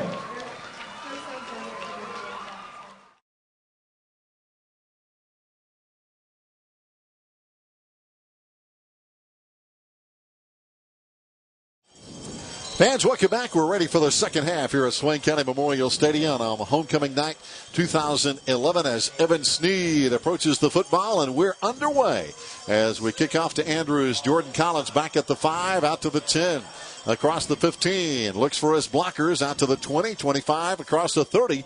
Good run back by Jordan Collins. And Steve, let's check some quick scores here at halftime around the area. Franklin leads East Henderson 14-3. These are all halftime scores. Mitchell over Mountain Heritage 24-7. Robbinsville leads Hayesville 14-6. Smoky Mountain over Brevard 7-0. Asheville leads TC Robertson 21-7. Rosman all over Cherokee 29-6. Tuscola leads West Henderson 28-0. And Murphy beaten up on the Q School 49-12 at halftime. What is the Q School? I think it's an alternative kind of school, but obviously not too good at football right now. Apparently not. Losing 49-12 at the half. Murphy's not too bad, though. And off here comes Collins straight ahead. Collins banged into his own guy, actually. That was one of his big guys. David Kelly, 6', 260 guard, kind of hit him from behind. That's going to bring up a second down and 5 after he picked up about 5. Pretty good gain on first down. Put the ball about the 38-yard line of Andrews. As Gary said, 2nd and 5. And you know, Steve, after halftime, teams make adjustments, but I really don't think we're going to see anything different from Andrews that we didn't see in the first half. I think they used everything they could in the first half. They just got off to a really bad start and were never able to recover. Yeah, he hands off to Collins again in the backfield. No, he keeps it. Curtis into the secondary. Out to the 45, to the 40. And Curtis, a great fake. Everybody was sucked in on the fake handoff to Collins, and he just took the ball basically out of Collins' belly and ran. Look who was way downfield, run him down from the backside, Jacob Wildcat. That was great hustle by Jacob Wildcat. And he way downfield and run him down. He can run for a kid who's 6'4", 260. That's some pretty good quickness. And that was a big first down. 1st and 10 Andrews from the 38-yard line of Swain County. And right now in the yardage, we have 186 total yards. Andrews with 139, so they're close on yardage. Collins gets the call, gets 1 yard on the left tackle. Lee Patil on the stop for Swain County. Boy, Lee's a player. And by the way, talking about our players, we have 3 players that are on the National Honor Society. Evan Sneed, Lee Patillo, and Colin Petty. So congratulations to those guys. That's really a great honor right there. They're not just good football players, they're scholars. That's right, and you got to have at least a 3.9 GPA or higher. And also, Steve, we have 3 cheerleaders, Patty Clark, Kylie Kinsey, and Blair Allman, 3 of the cheerleaders on the National Honor Society crew there. That's quite an accomplishment. A lot of hard work going in for that, I guarantee you.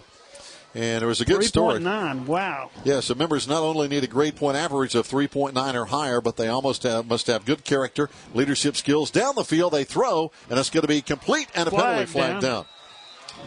So congratulations to those folks, and we have a flag down. We may have an interference penalty. Sean Webb on defense for Swain County, number 4.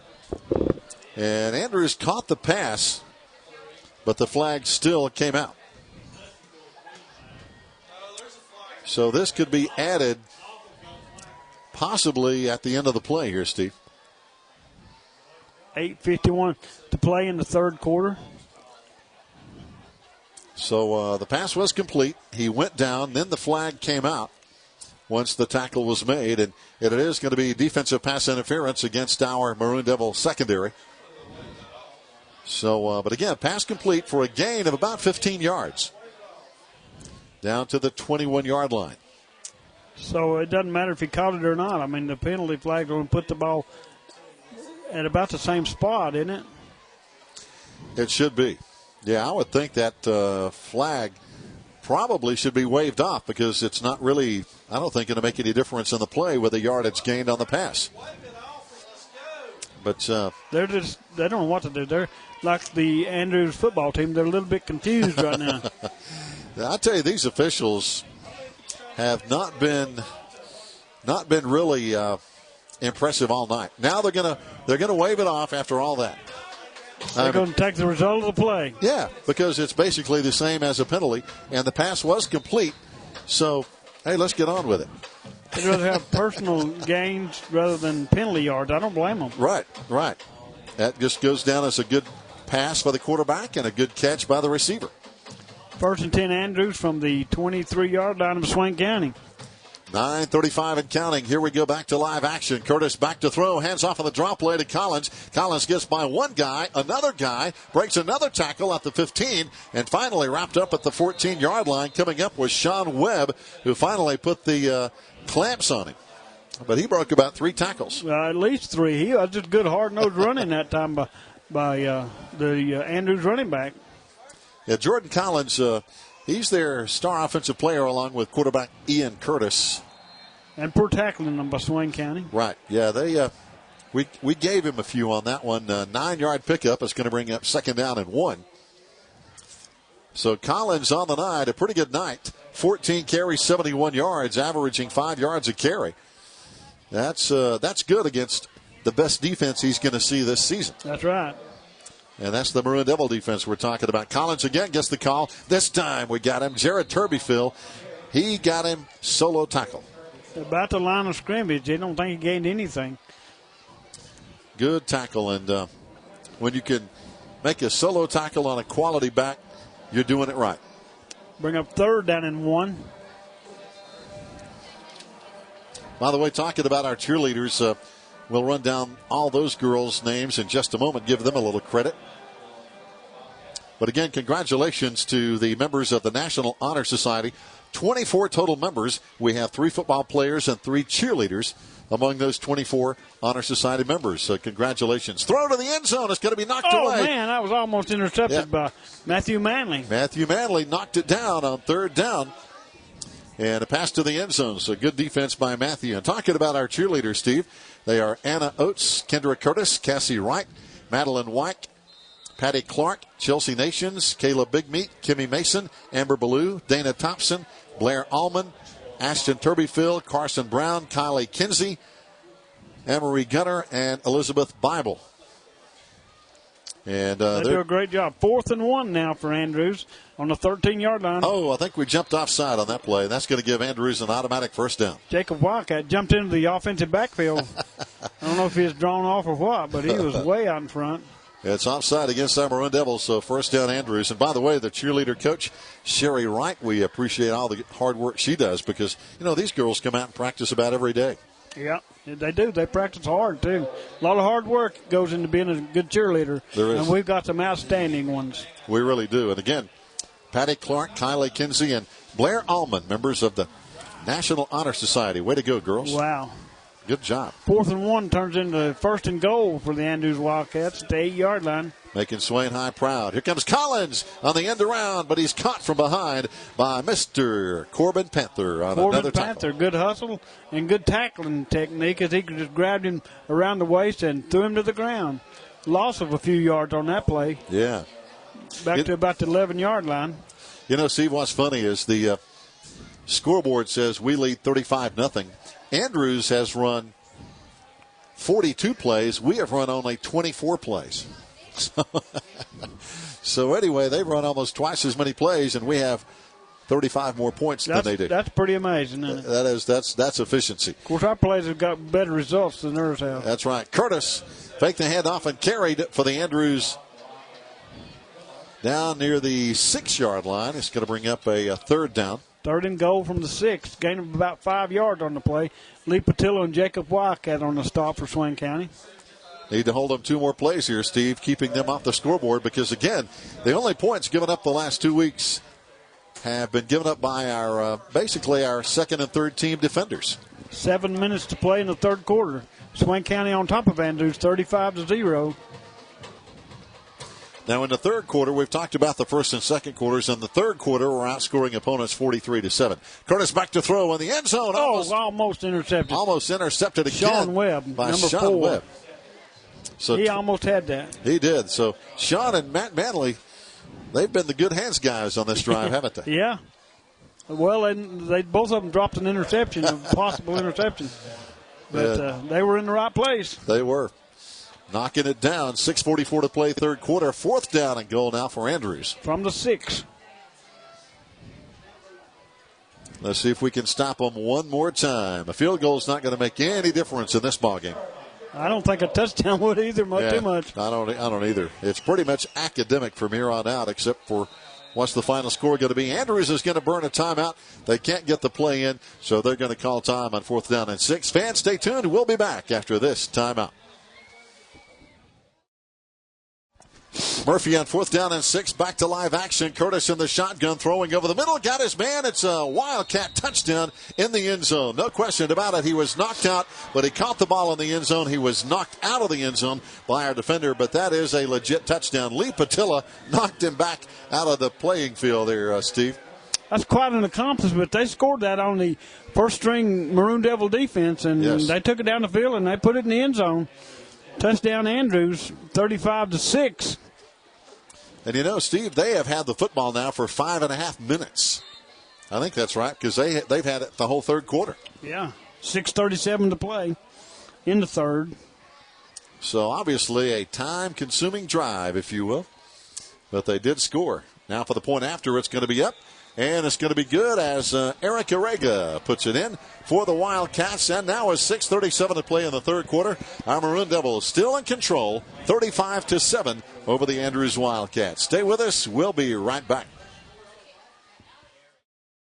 As we get the football back on the kickoff, Josue Otero back out across the 26-yard line before he's upended. So Josue returning a kickoff there, Steve. And as we mentioned, he kind of does everything out there on Friday night. He's Mr. Do It All. I mean, he does it all, and he don't complain. He's a great teammate and a great football player. Josue Otero, 1st and 10 Swain County from their own 28-yard line. Kind of like, what is that old James Taylor song, The Handyman? Yeah. He's kind of a handyman. He can do about anything. He is Mr. Versatile, no question about it. Now we line him up. First team offense, first time we've had the ball in the third quarter. Colby Hyatt lines him up, hands off right side. Austin Schuler on the first down carry, 8 yards on the right side. Leading the way, Lee Patillo on the blocking over there. And that's the way to start off your offense here, Steve, with a good running play. Just hard-nosed, lower your head, and get all you can by Austin Schuler, and he got a bunch. Bring up 2nd down and about maybe 2. So now 2nd down and short. 6 minutes to play, halfway gone in the third quarter. Here on homecoming night, 35-7, Maroon Devils in control. Handoff left side. This time it's going to be Josue. Bounces outside. They grab his jersey, and he got down to the 39, and that's enough for a first down. And you know, Steve, 2 trademarks of all the great Maroon Devil teams have been running the football and playing great defense, with the exception of the Heath Schuler years, and obviously he could just throw it all over the place. But normally we run and play good defense. That's true. That's exactly what this team right now can do, and they do it very well. Very efficient. And then when we need to throw, Colby Hyatt, very capable.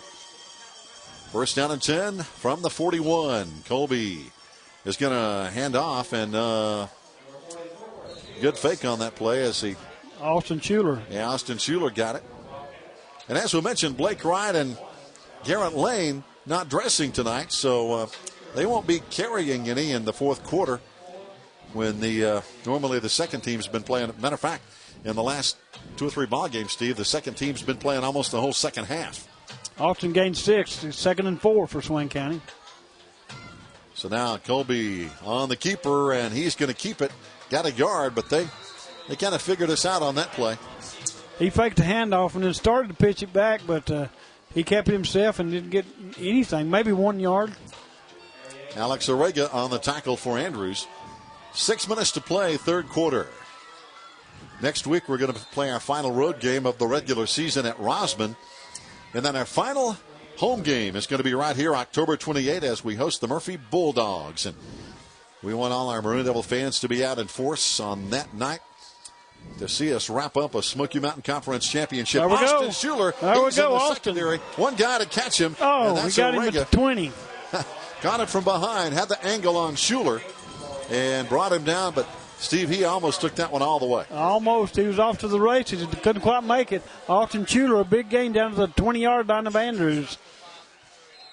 And Austin, of course, the power back. He's not the speed demon, but still, he was off to the races on that one. All those Schulers can run, though. I mean, he showed some pretty good speed right there. Better believe it. Got he a broke big into gainer. the secondary, yeah. First down and 10 now. Split backs again. Oh, Colby dropped the snap, picked it up, and still gains 5 yards on the play on a busted play.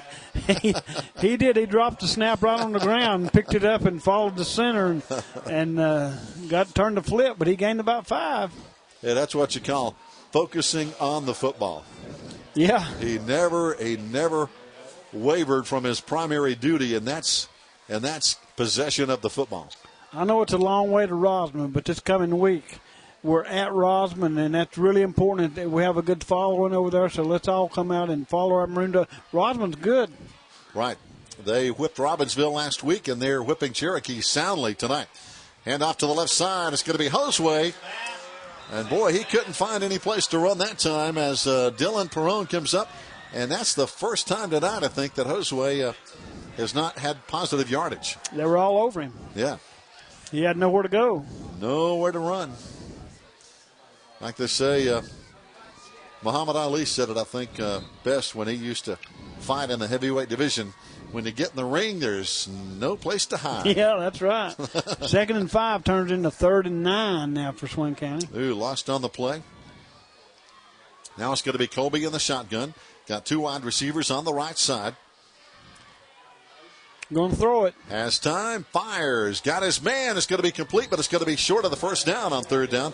Not much short. He's close, maybe a yard short. Yep. But we're in 4-down territory.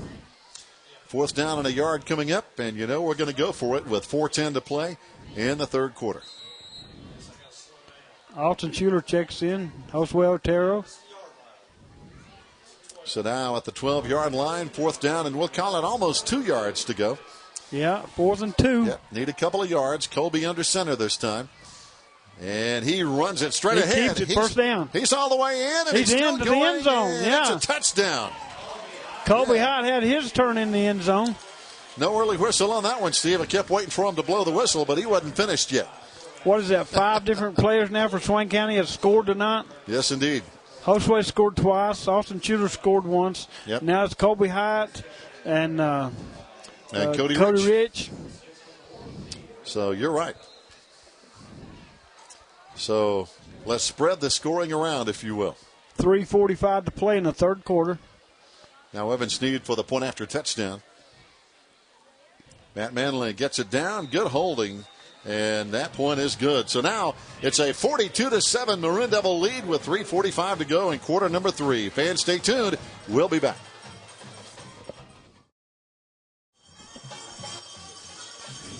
Fans, here we go. 3:45 left to play in the 3rd quarter as Evan Sneed boots it deep.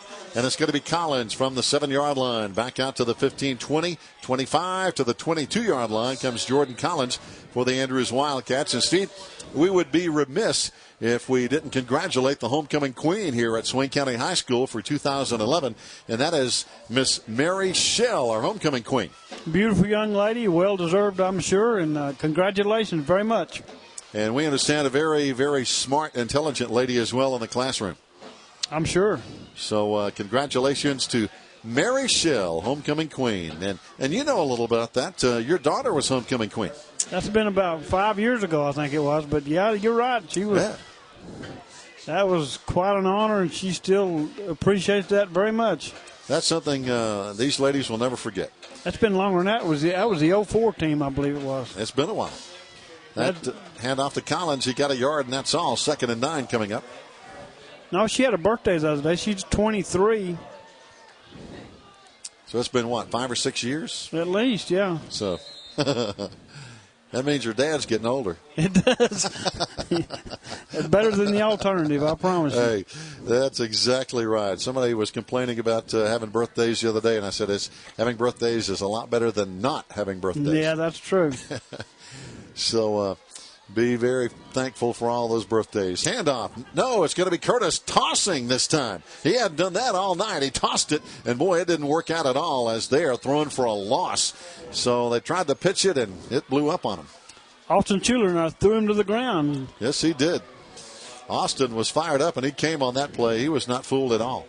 Bring up 3rd down and about 11, almost 11 for Andrews. But and we are blessed in a lot of ways, Steve, that sometimes I think we take for granted. We have really good football here at Swain County High School, too. We're spoiled, no doubt. But we want another state championship, and we want it this year. We want another one next year. We want it every year. We're spoiled. I admit it. That's it. We have set the bar very high. 4-man rush now for the Maroon Devils. Back to throw. Curtis again. This time he has plenty of time. Fires over the head of his intended receiver, Ryan Clark, number 1, covered well over there by Drew Husky. They'll bring up 4th down now for Andrews, no doubt to punt. They're on the 27-yard line of 28-yard line of Andrews. And, another thing is we talk about some of our blessings, if you will, Steve. We're blessed with a lot of really good churches in this area as well. Praise the Lord, we really are. That's it. And good preachers. Yeah. Sometimes we take those for granted. Good deacons. But good elders. I mean, you're right. You're right. We take a lot of it for granted, but a lot of times we need to brag on them a little bit and pat them on the back and tell them how much we really appreciate them. That's right. Timeout, fans on the field with a break in the action. 2:07 to play in the third quarter. We'll be right back. Welcome back after the Andrews timeout. 4th down and 9 for the Wildcats, and they're going to have to punt from their own 27-yard line. They kick it to the right side. They kick it away from Matt Manley. That's the idea here, Steve. And that's a good idea. Yeah, he'll burn you quickly. I mean, and they're definitely trying to avoid him. They didn't kick it nowhere close to him, but it's a real short punt out of bounds at the Swain County 47-yard line. 1:57 to play in the third quarter. 42-7, Maroon Devil lead here on homecoming night. Rankings, we're still very impressive. We're ranked number 1 in the state in the Max Preps 1A poll. Hendersonville 3, Mitchell 4, Murphy 17, Avery County 19. We may run into some of those teams in the playoffs. And we're ranked number 3 in the state Associated Press High School 1A poll. Firing right side. Colby Hyatt has it complete to Cody Rich. So, Steve, again, we're getting some respect from the people who vote for the polls. 1:45 to play in the third quarter. Swain County on top of Andrews, 42-7. It's about time we got a little respect. That's it. What is it? Aretha Franklin says, RASPCT. Second down. Colby hands off straight ahead down to the 43-yard line. And we've got looks like a new back in the backfield. You have a wonderful voice, but I believe she's a little bit better at that than you are. Oh, a whole lot better. Yeah. A whole lot. And made a lot more money. And I was trying to check that number. It looks like Garrett Lane out there. I thought he was out. I did too, but he is dressed up now. He's ready to go. That was his first carry of the night. So Garrett Lane is in the lineup. Good. And good to see him out there, Garrett. Giving Austin Schuler a break. This time we hand off to Hoseway. And that's a first down. So, Steve, we just keep running down to the 40-yard line of Andrews, and we're just putting the icing on the cake. First down, yeah. As we mentioned, this game was pretty much over at halftime, but it's all running down to the final score. Colby throws, got his man, Matt Manley, at the 30, and he's dragged down at the 27, 28-yard line. Another Swain High first down.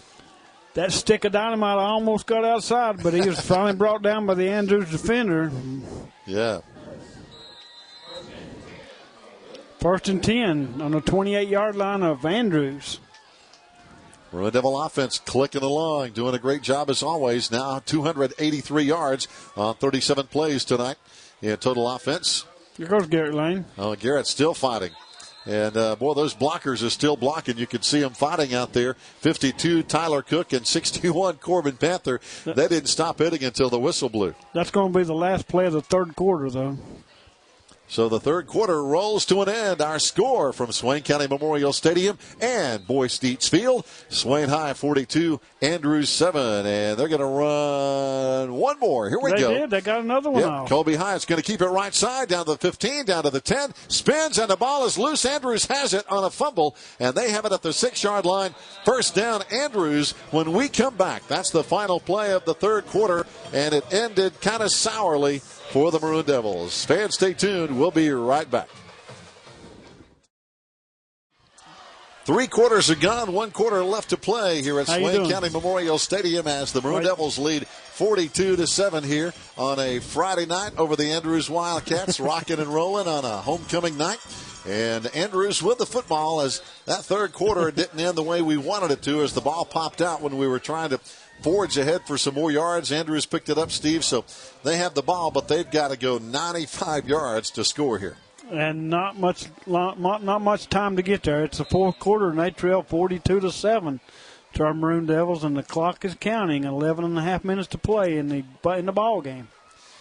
Our next two games, Rosman on the road next Friday. The last game, October 28th, Murphy right here in a game that looks like is going to decide the Smoky Mountain Conference Championship. Curtis firing.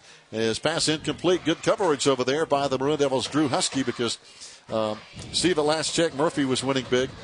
So if we win tonight, and we're obviously going to, and if we beat Rosman next Friday and Murphy stays undefeated, we'll be the only two undefeated teams in the conference, and we'll play for the title. That'll be it. Yeah. If you can't get to Rosman next week, no doubt get back up here to watch us beat Murphy. That's it. I mean, we owe them a few. Yeah, that's right. They've won, I think, 3 Smoky Mountain Conference championships in a row, I believe, or at least a piece of it. Yeah. So we won it outright. Back to throw. Curtis fires, and it's off the hands of our defender. And caught over there by Eric Arega. And ball popped loose on. And it's loose, and we have it, Steve. Matt Manning come up. No, that's Sean Husky came up with the football. What a play. We almost intercepted it. They received it, then they fumbled it, and we got it. That's pretty amazing. I mean, it was off our defender's hands, and the Andrews receiver caught it, but then coughed it up. Yeah. What a crazy play. But we have the football inside the 10-yard line. First and goal from the 9 for the Maroon Devil offense. Quite a turn of events right there. I guess that's kind of like we gave them one, so they gave it right back. Yeah. Plan was fired down there deep in Andrews territory. So now we have Garrett Lane and Austin Schuler in the backfield behind Colby Hyatt. Lee Patillo in motion to the right side. We run to the right side. There's Austin Schuler down to about the 2-yard line. Very close to the end zone. And he likes to run downhill. That's what I like about Austin Schuler. They talk about that a lot, Steve, running downhill. Hadn't seen Tony Brown's son Dakota in the ball game yet tonight. That's kind of surprising a little bit. I think we will.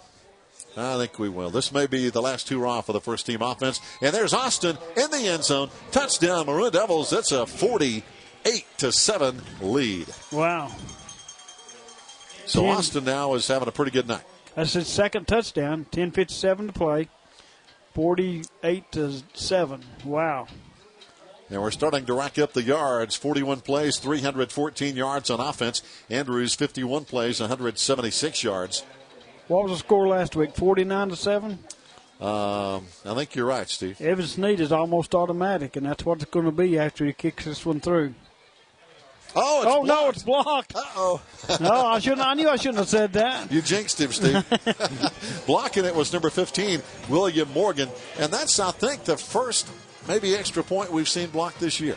I think it is, yeah. So we'll go to the break, fans. Our score with 10:48 to play. Swain 48, Andrews 7. We'll be back. Fans, welcome back. 48-7, Maroon Devil lead after the touchdown by Austin Schuler. And now coming on to kick is going to be Colin Petty. He'll kick off here, Steve, for the Maroon Devils. He's one of those on the National Honor Society, isn't he? You're right. Colin Petty is a member of the National Honor Society, along with Lee Patillo and Evan Snead on the Maroon Devil football team. And here's the kick. Line drive right down the middle. Going to be picked up by Collins at the 15, out to the 20, out to the 25. Turns the corner at the 30, 35, 40, 45. All the way out to midfield comes Jordan Collins, his best return of the night. Finally, Austin Curtis knocked him out of bounds over. And I tell you, he's got to be getting tired, Steve, because Jordan Collins has carried the ball a lot tonight. He has just about every down, just about every play. 18 carries, 68 yards for Collins. Ian Curtis has carried 10 times for Andrews. And they haven't passed it a whole lot. 9 for 22 and 2 interceptions. One of those right in the belly of one Jacob Wildcat. That was almost looked planned. Like a busted play, wasn't it? It really did. He shoveled past it right to Jordan early in the game. Here's Curtis in trouble in the backfield. Jared Turbyfield busted the play, and coming up on the tackle is going to be Drew Husky. But Jared Turbyfield all over that play. He just really confused their offense. He pulled it back out of the gut of that running back, and you could kind of see his knees start to quiver as Husky just had him in his sights and took him down. Yes, he did. He thought, oh, no, why did I keep this ball? It's too late then. 10-10 to play. And a lot of the fans are heading home here tonight to avoid the traffic jam, and because this one's, as they say, all over but the crying. Back Second 13. Curtis down the field, got a man, and it's going to be knocked away at the last second. Woo. Great defensive play over there by one of our reserves. Coming over there was Austin Curtis. He's not a reserve. He's out there a lot. He's a player. And he knocked it away at the last second. At the last second, no doubt. And it was right in the Waynesville receiver. Listen to me saying Waynesville. Andrews receiver's hands. But that was close. That was good timing on Austin Curtis's part. You're right. We don't have a lot of new faces on defense yet. These are pretty much the first teamers still out there. We need to get here's Josue Otero on the blitz, and he almost got the quarterback. Quarterback gets away. Now he's in the sights again. Curtis in trouble and running for his life, and he's still boom. And Josue came back and caught him from behind. Well, he did. That's good hustle. They need to know what it feels like to play a whole ball game. Yeah, they really do. They're going to have to do it sooner or later. Might as well get it started tonight. So a lot of new. Let's see now. Richard Dixon. We do have a few new jerseys out there. Richard Dixon out there playing some on defense now. We've got we got Zach Weeks in the ball game. Zach Weeks. Yep. He's a good player too. He is. Also on defense, Lewis Saley. He's a good player. He's a good one. We just don't have many weak spots, do we? We don't. 4th down, and Andrews is going to punt it. Matthew Manley is back, but, I don't think Matthew's brought one punt back tonight. They've avoided him expressly. They punt away from again, and Matthew tries to run it down, and it goes out of bounds on the far side. So we'll have the ball at about the 16-yard line, 1st and 10 with 9 minutes to go here. That's a pretty good kick by the Andrews kicker. He definitely avoided Matt Manley. He kicked it plumb on the opposite side of the field of him, and it went out of bounds at the 16-yard line. That's pretty good. That's the way to go. Don't kick it to those dangerous guys because they will hurt you. They'll burn you. Yes. So don't forget now, fans, 2 more games to wind up the regular season. Rosman and then Murphy for what could be the Smoky Mountain Conference Championship. October 28th, we hope you're going to be here at Swain High School. Still got to play Rosman next week. Right. Got to be Rosman first. At Rosman. And they're pretty good. They're better than normal. We need a following going over. Garrett Lane on the carry. Yep. I know it's a long way and gas is high, but carpool. That's it, carpool. Got some new folks now on offense coming in, Steve. One of those coming in, Cody Epps, a sophomore. He comes into the lineup, brings in the play. And we have a new quarterback. You were talking about Dakota Brown. He's in the ball game. 5'8", 150-pound sophomore. And in the backfield behind him, we got some new folks. One of those, Garrett Lane. And there's a whole pile of folks, but they don't go east or north and south. They go east and west, but no gain on the play. But the clock is running. That'll put us inside of 8 minutes to play in the ball game. And that carry was Bradley Green, number 34. He's in the backfield, so we have Bradley Green. Yep, a senior on this squad. Bradley Green, 5'8", 130 pounds. This time we have receivers on the right side. It's going to be Sean Webb out here. Also out here with him is going to be Cody Epps. Wide right. Andrews jumping offside. That's going to cost them 5. They'll have to regroup, and that should give us an automatic first down. Maybe it was on Andrews. We'll see. He got back, but yeah, I think he made contact. Yeah, you're right. It was against Andrews, yes. Offside. He jumped. So now with 7:36 to play, Maroon Devils still with the football, Steve. And again, a lot of new faces out there tonight on offense. That gives us a 1st and 10. One of those is a big kid over there, sophomore, Ryan Reichert, number 78, 6'4", 225-pounder on the front line. 1st and 10 from the 27-yard line for Swain County. Andrews still rushing, got 4 up there. Dakota Brown hands off. It's going to be Garrett Lane. Cuts to the left side, still going out to the 35 and very close to a first down at the 38-yard line. He went out right at the stake. Also in the lineup, number 47 is, as we mentioned, Lewis Saley. 54 is Drew Cook. He's one of our regular starting linemen. He's still in the ballgame. Drew Cook, that's Jody and Carol Cook's son. Now coming in, Kyle Matthews, a sophomore. I used to carry him around the fairgrounds up there Is that right? at the festival when he was just a little kid. He's grown up into a fine young man. Well, some good young talent on this team. Dakota Brown hands off. And running hard, fighting for the yards, not getting a whole lot, but again, fighting hard is Garrett Lane again. He got a couple, maybe. Yeah. And that was on 3rd and 1. He got a first down. That's it. That's all that matters. Move the chains, right? 7:02 to play. 48-7, Swain County on top of Andrews on homecoming night here in 2011. We'll try to check some of those lineman numbers as we can. Again, a lot of new folks in. One of those looks like Tristan Waddy, number 53.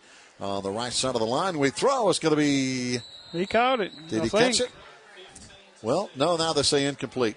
Must hit the ground in front of him. Yep, hit the ground. Caught it on the short hop. Also in, Zach Weeks playing offensive line, and Bradley Green in the backfield. So a lot of new folks coming in and out of the lineup here, Steve. That last pass was intended for Cody Epps. 6:42 still left to play. 48-7, Maroon Devils with no trouble tonight over Andrews. Last year it was 49-6, so Steve, almost identical score. Dakota Brown hands off and into the secondary. Bradley Green running for about 7 or 8 yards. Pretty good run by Bradley that time. Yeah. Pretty good run. One thing about it too, Andrews' defense got to be wearing down and getting tired. Yeah, they don't have a whole lot of reserves over there. No, they don't. Only 31 players on the roster. You know, a lot of these guys go both ways, and they've been out there all night long. Yeah. Getting beat up by the Swain County Maroon Devils, and they're getting tired. I guarantee they are. You're losing 48-7. A lot of your fire and enthusiasm has left the stadium. Here comes Garrett Lane, bumps into the line, now down to the 48-yard line before he's wrapped up on the play by Jordan Elkins of Andrews. He almost broke it. Shoestring tackle that time by Elkins. Well, that's a long way to go. Remember Elkin High School? Oh, yeah. That was a nice trip down there. We went down and spent the night in a Hampton Inn, I think it was, and that was right around Christmas time, or maybe Thanksgiving. But it was such a good trip. Me and my wife had such a good time, and it snowed. Gosh, it was cold. Oh, the weather was awful. Don't remind me. It was up on top of that press box. Yeah. It was cold. Garrett Lane with the carry this time, and it was a miserably cold night, and we and they had those loudspeakers right in our ear. Right in our ear. And we lost a heartbreaker. Yeah, it was a tough ball game. Oh, boy. Best I remember, 1 or 2 points. It was that close. The Bucking Elks of Elkin High School. And they were cocky, too. I mean, good grief. They were. So now 2nd down. Maroon Devils' second team offense in here tonight in the 4th quarter. Handoff again. This time it's going to be Bradley Green again on the carry down inside the 45. Gained about 5 yards. Bradley Green doing a good job. 3rd down. We're going to need about 4, almost 5. Just under 5 minutes to go. But we have traveled all over the state. Ball on the 43. They got to get to the 39. Yeah. One place I remember vividly, though, is Clayton High School. Yeah, that was a tough one. Our first state championship. It was sweet, though. Dakota Brown carrying this time to the 40-yard line. A gain of 3 is going to bring up 4th down and a yard. Well, I tell you, that's a long way down past Raleigh. You remember Lewis Chris catching that long touchdown pass? Yes, indeed. He still bragged about that. If it wasn't for that, he'd wear a 2 sizes smaller hat. yeah, you're right. You're right. Oh, boy. He's a good guy, though, Lewis Crashfield. He really is. He is. He's a bail bondsman now. Yes. Now we got a whistle on the play, and let's see, we're going to have some officials looking things over. But, yeah, that was a year I don't think any of us will ever forget, that 79 team. That one was special. Yes, no doubt. Undefeated state champs. And 2A. In 2A, that's right. Yeah. The only time that's ever been done here in Swain County. Yes, indeed. Fourth down now. Fourth down. They kind of reset the ball. We need about 3 yards from the 41-yard line. Dakota Brown under center, and our wide receiver out there on the left side, John Miller, took off a little too fast on that play. You think? Just a little bit. A little over anxious out there. But, hey, we'll line up on fourth down, and I have a feeling we may go for it again. It's going to be fourth down and still 8. 3:49 to play in the ball game. We may just try to line up and go for it again. I mean, we can punt it back to Andrews, but it's just not going to have much impact on the game either way. Not too much. 46-yard line of Andrews.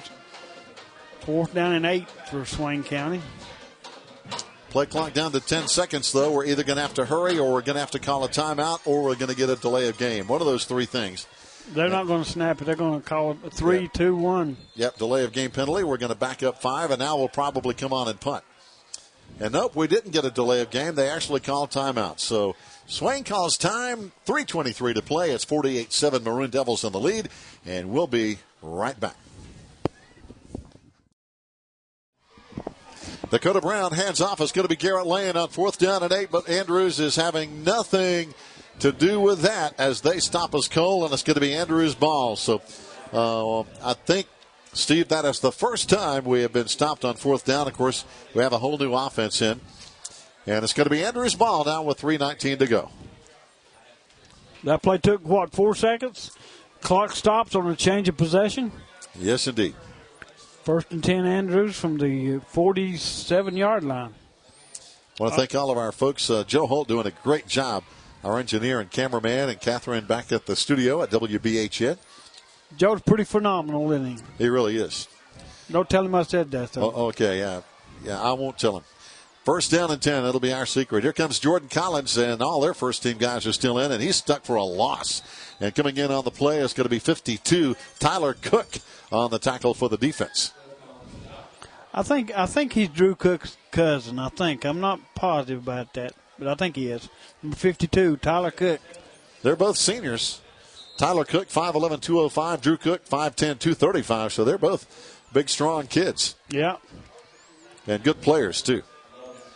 And they both start. Tyler plays at left tackle, Drew at right guard, and also plays defensive line. So they get a lot of playing time. Here comes the toss to Collins. He lost it, but he got it back. We almost we almost got on top of it. Over there was that looked like Tyler Cook again on the play. Tyler Cook. He was all over it. Second play in a row. 2:24 and counting, and let's put this one in the ledger books and go to the house. What do you say? I'm for it. 48-7, Maroon Devils in the lead. Last year at Andrews, the score was almost identical when we beat Andrews over there, 49-6. That's going to put us down inside of 2 minutes. Clock running. Andrews with the ball. Third down at about 20. Curtis back to throw. Hands off of the draw play. And it's going to be Collins out to the 40-yard line. Now check that. A new man in the backfield. That's going to be Colin Gillespie, number 3, a sophomore, is getting some playing time. He's a little bit smaller than the other guy. Yes, indeed. Yeah, Colin is 5'7", 145. Jordan Collins is 5'10", 185. So, yeah, about 40 pounds. Yeah, a little different. And when you're playing defense, that really means a lot, trying to tackle a guy who weighs 145 versus a guy who plays 185. 120 to play and counting. That 40 pounds hits a lot harder. It does, doesn't it? It makes a big difference. It does. Fourth down. Andrews will punt it back to our Maroon Devils. Nice punt. And back to return and picking it up. It's going to be Garrett Lane. Back out to the 30, 35. Forced out of bounds with 1:02 to go before we can let the fat lady sing, so to speak. Yeah, she's warming up. Yeah. Next week at Rosman, final home game of the regular season. I think we'll have some home playoff games. We'll be here against Murphy in 2 weeks. But it's almost, unless things just fall apart. I think we're going to have some home playoff games, Steve, coming up. I hope we have a bunch of them. That'd be great. Hope we stay at home until we go to Winston-Salem for the state championship. Got a penalty flag over there on the far side. And the way this pod system and the playoff system is, it's confusing to the fans. I don't think anybody quite understands it. I really don't. I don't either. I honestly don't. I'll just be honest with you. It's confusing, and the North Carolina High School Athletic Association should do a better job with it. That's going against Swain County, I believe. Yes, it is. We're going to have to personal foul against the Maroon Devils on that last play. Backs us up to the 20. But we have a minute left to play. We'll run about 3 plays and take it home. I think we can take a knee and go on, don't you? I think so. We're going to line him up. Dakota Brown leading the way at quarterback. His second series in as our field general hands off on the right side. It's going to be Garrett Lane. Lane close to a first down near the 30-yard line.